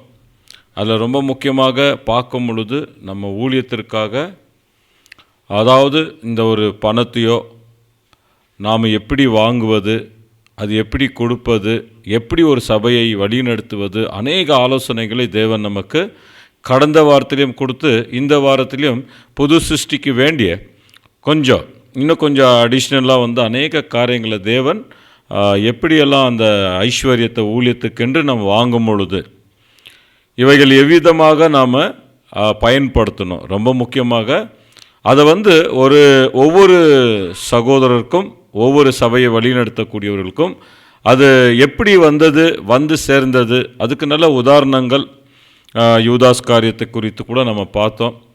ஸோ இதெல்லாம் வாங்குவதோ அதை செலவு செய்வதோ ரொம்ப முக்கியமான விஷயம் இருந்தாலும், தங்களுடைய சொந்த ரட்சிப்பில் ரொம்ப முக்கியமாக அந்த கவனம் செலுத்துவது ரொம்ப முக்கியமாக இருக்குது. ஏன்னா நமக்கு தெரியும், பணம் கூட ரொம்ப முக்கியமாக நம்ம விழுந்து போகிறதுக்கு. அதுதான் நம்ம படிக்கும் போது அநேக காரியங்களில் இந்த ஒரு கூட பணத்தை குறித்து கூட பார்க்கும் பொழுது, பரலோக ராஜ்யத்தில் யார் சேருதில்லை அப்படின்னு பார்க்கும்போது, இந்த ஒரு ஐஸ்வர்யம் என்ன ஆகுது அப்படின்னு பார்க்கும்போது, அந்த தேவனுடைய ஆசீர்வாதங்களை பெற்றுக்கொள்ளாதபடிக்கு பணம் கூட என்ன ஆகுது, எல்லா தீமைக்கும் வேறாக இருக்கிறதுனால அவைகளை நாம் பெற்றுக்கொண்டு எவ்விதமாக அந்த ஊழியங்களை நாம் சரியாக செய்து, ஏன்னா பணம் கூட ஒரு டெம்டேஷன் தான். நமக்கு பணம் கூட ஆசை இருக்கலாம், ஆனால் பேராசை நம்முடைய ரட்சிப்பை இழக்கிறதுக்கு அநேக பொருட்கள் இந்த ஊழியத்தின் மூலமாக இன்றைக்கி பேர் சபையில் அந்த ஒரு பாபிலோன் ஸ்பிரிட்டு அதை நம்ம தவறுன்னு சொல்லும் போது, நம்முடைய சபையில் வரக்கூடிய இல்லைங்களா ஒவ்வொரு வருமானத்தை குறித்து கூட நமக்கு ஒரு ஆலோசனையாக தேவன் அது கொடுக்கறத பார்க்குறோம். அது நம்முடைய சொந்த ரட்சிப்புக்காக என்பதையும் இங்கே ரொம்ப தெளிவாக, ஏன்னா ஐஸ்வர்யவான் எப்படி அது ஒரு பேரபலாக இருந்தாலும் இல்லைங்களா, அந்த ஒரு ஐஸ்வர்யம் எப்போல்லாம் நம்மக்கிட்ட வருதோ நமக்கு ரட்சிப்புக்கு அது நம்ம செலவு செய்யலாம், அது எப்படி செய்கிறோன்றது தான் ரொம்ப முக்கியம். அதான் கடைசியாக நம்ம படிக்கும் போது அது என்னவாயிடக்கூடாது, பாபிலோன் ஸ்பிரிட்டாக மாறிடக்கூடாது. ஸோ பணம் ஒருத்தரை விழ கூட என்ன பண்ண தான் செய்யுதுன்னு பார்க்குறோம். அடுத்து மத்தேயு 18ஆம் அதிகாரம் ரொம்ப முக்கியமான ஒரு ஆலோசனைகள். இந்த ஆலோசனை ஆதி காலத்திலேருந்து தேவன் சபைக்கு என்ன பண்ணிட்டுருக்காருன்னா சொல்லிட்டு வர்றாரு. அப்படி சொல்லிட்டு வரும் பொழுது இந்த ஒரு அப்ரோச் அதிகம் பேர் தவறுதான் நம்ம பார்க்குறோம். அதாவது இந்த மத்தேயு 18ஆம் அதிகாரவுடைய ப்ரொசீஜர் எப்படி அந்த வழிமுறைகள் அது செய்யணும் அப்படின்னு பார்க்கும்போது ரொம்ப முக்கியமாக அது அன்பினாலும் இல்லைங்களா கிறிஸ்துவுடைய கேரக்டரில் நம்ம செய்யணும் அப்படின்றது ரொம்ப தெளிவாக அது படிப்படியாக அந்த மத்தேயு 18ஆம் அதிகாரத்தை ஆலோசனையை தேவன் கொடுத்தார். அதில் ரெண்டு முக்கியமாக சகோதரர் பேசின விஷயம் என்னென்னா, ஒன்று தன் தவறை உணரணும், இன்னொன்று அவர் என்ன ஆகணும் அதை மாற்றிக்கணும் அப்படின்றதுக்காக தான்ன்றது ஒரு முக்கியமான ஒரு ஹைலைட்டான ஒரு கிரைஸ்டுடைய மைண்ட். இது யாரையும் பழி வாங்குவதற்கோ ஒருத்தரை கீழே தள்ளுவதற்கோ அல்ல என்பதையும் இந்த ஒரு மத்தேயு 18ஆம் அதிகாரத்தில் ரொம்ப முக்கியமாக அநேக விஷயங்களை தேவன் ஒரு சகோதரனாவது ஒரு சகோதரியாவது இல்லைங்களா ஒரு குற்றம் செய்யும் பொழுது அவங்களை எப்படி வழி நடத்தணும் அப்படின்றது அது மூப்பருக்கு மாத்திரமல்ல, சபையில் இருக்கக்கூடிய ஒரு அங்கங்களுக்கும் அந்த பொறுப்பு இருக்குது அப்படின்றதையும் ரொம்ப தெளிவாக இந்த ஆலோசனைகளை நாம் பார்க்குறோம். இந்த மாதிரி ஒரு ஆலோசனைகள் இன்றைய நடைமுறையில் அது வருறதில்லை. ஆண்டவருடைய குணலட்சணம், கிறிஸ்துவுடைய கேரக்டர் இருக்க வேண்டிய இடத்துல சில நேரங்களில் இந்த அப்ரோச் கொஞ்சம் மாறிச்சுன்னா பரிசேயர் சதுசேயர்கள் போல மாறுவதற்கு அது அநேக அன்பும் அந்த இரக்கமும் இல்லாத ஒரு சூழ்நிலை கூட அநேக இடங்களில் நம்ம பார்த்துட்டு இருக்கோம். இந்த அனுபவங்கள் எல்லாம் சபைகளில் நாம் பார்க்குறோம். காரணம் என்னென்னா, மத்தேயு 18ஆம் அதிகாரத்தை தெளிவாக புரிந்து கொள்வதில்லை. அது மட்டுமில்லை, இந்த 6வது வால்யூம் மாத்திரம் இல்லை, இப்போ அநேக இடங்களில் இந்த வால்யூம் எல்லாம் படிக்க விடுறதில்லை. அதனால் நமக்கு 6 வால்யூம்ல அநேக விஷயங்கள் இன்னும் தெரியாமே இருக்குது. இவை தெரிந்து கொள்ளும் பொழுது அறியாமல் செய்கிறது வேற, தெரிந்து கொண்டு செய்வது வேற. அதாவது தேவன் நமக்கு அநேக ஆலோசனைகளை கொடுத்துட்டு வர்றார். ஸோ அப்படியெல்லாம் ஆலோசனைகளை கொடுத்தும் அந்த ஆலோசனைக்கு கீழ்ப்படியலைன்னா அவர்களுக்கு எப்படி அவங்கள ட்ரீட் பண்ணுன்றதையும் ஒரு அந்நியங்களை போல அப்படின்றதையும் இங்கே சகோதரர் அநேக காரியங்களை நமக்கு அங்கே வெளிப்படுத்துறத பார்க்குறோம். ஸோ இப்படியாக இந்த ஒரு ஆலோசனைகளை சபைக்கு கொடுத்துருக்கிறார். தொடர்ந்து நாம் இந்த ஒரு ஆலோசனைகளை நாம் பெற்றுக்கொண்டு அந்த புது சிருஷ்டிகளாக மாறுவதற்கு தேவனிடத்தில் நம்ம கிருபை வாங்கி ஒவ்வொரு நாளும் நம்ம இருக்கும் மரணம் பிரிக்கும் வரை நாம் இந்த ஓட்டத்தில் ஓடுவதற்கு பிதாவாகிய தேவனிடத்திலே அன்பையும் கர்த்தராகிய இயேசு கிறிஸ்துடைய வழி நடத்துதலையும் நாம் பெற்றுக்கொண்டு நாம் ஓடலாம். ஸோ பொறுமையோடு கேட்ட நம் அனைவரையும் தேவன் ஆசீர்வதிப்பாராக. முடிவாக இந்த ஒரு கூட்டத்திற்கு நம்மை ஜெபத்தில் வழிநடத்த அன்பு சகோதரர் பால் சிங் அவர்களை ஜெபிக்கும்படியாக அவரை சபையின் சார்பாக கேட்டுக்கொள்ளப்படுகிறது.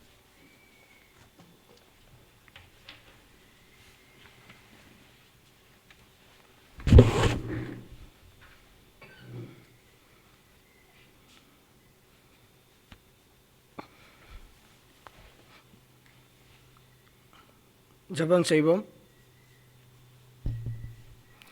செய்வோம்.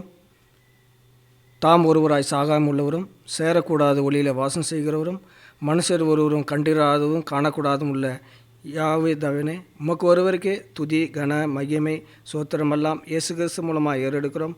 அப்போ ஆண்டவரே, இந்த மாலை வேளையில் சகோதரராக ஒன்று கூடி ஆண்டவரே, இந்த 6ஆம் வால்யூம் பகுதியிலே புது சிருஷ்டியின் ஒழுங்குமுறை என்ற தலைப்பிலே சகோதரை மறைத்து நீ எங்களுக்காக நல்ல ஆலோசனை கொடுத்தீரே, உமக்கு நன்றி செலுத்துகிறோம்.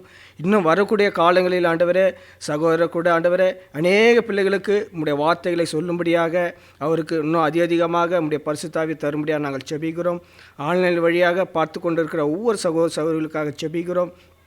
அவர் கூட ஆண்டவரே இந்த வார்த்தைகளை கேட்டு இன்னும் அதிகமாக தேவனுக்குள் வளரும்படியாக அவருடைய அடிசூடியில் நடக்கும்படியாக கிருபை தரும்படியாக செபிக்கிறோம். ஆண்டவரே, துவக்க முதல் முடிவு மட்டும் நீரே ஆண்டவரே இந்த பொறுப்பேற்று நடத்தினீரே, நமக்கு நன்றி செலுத்துகிறோம்.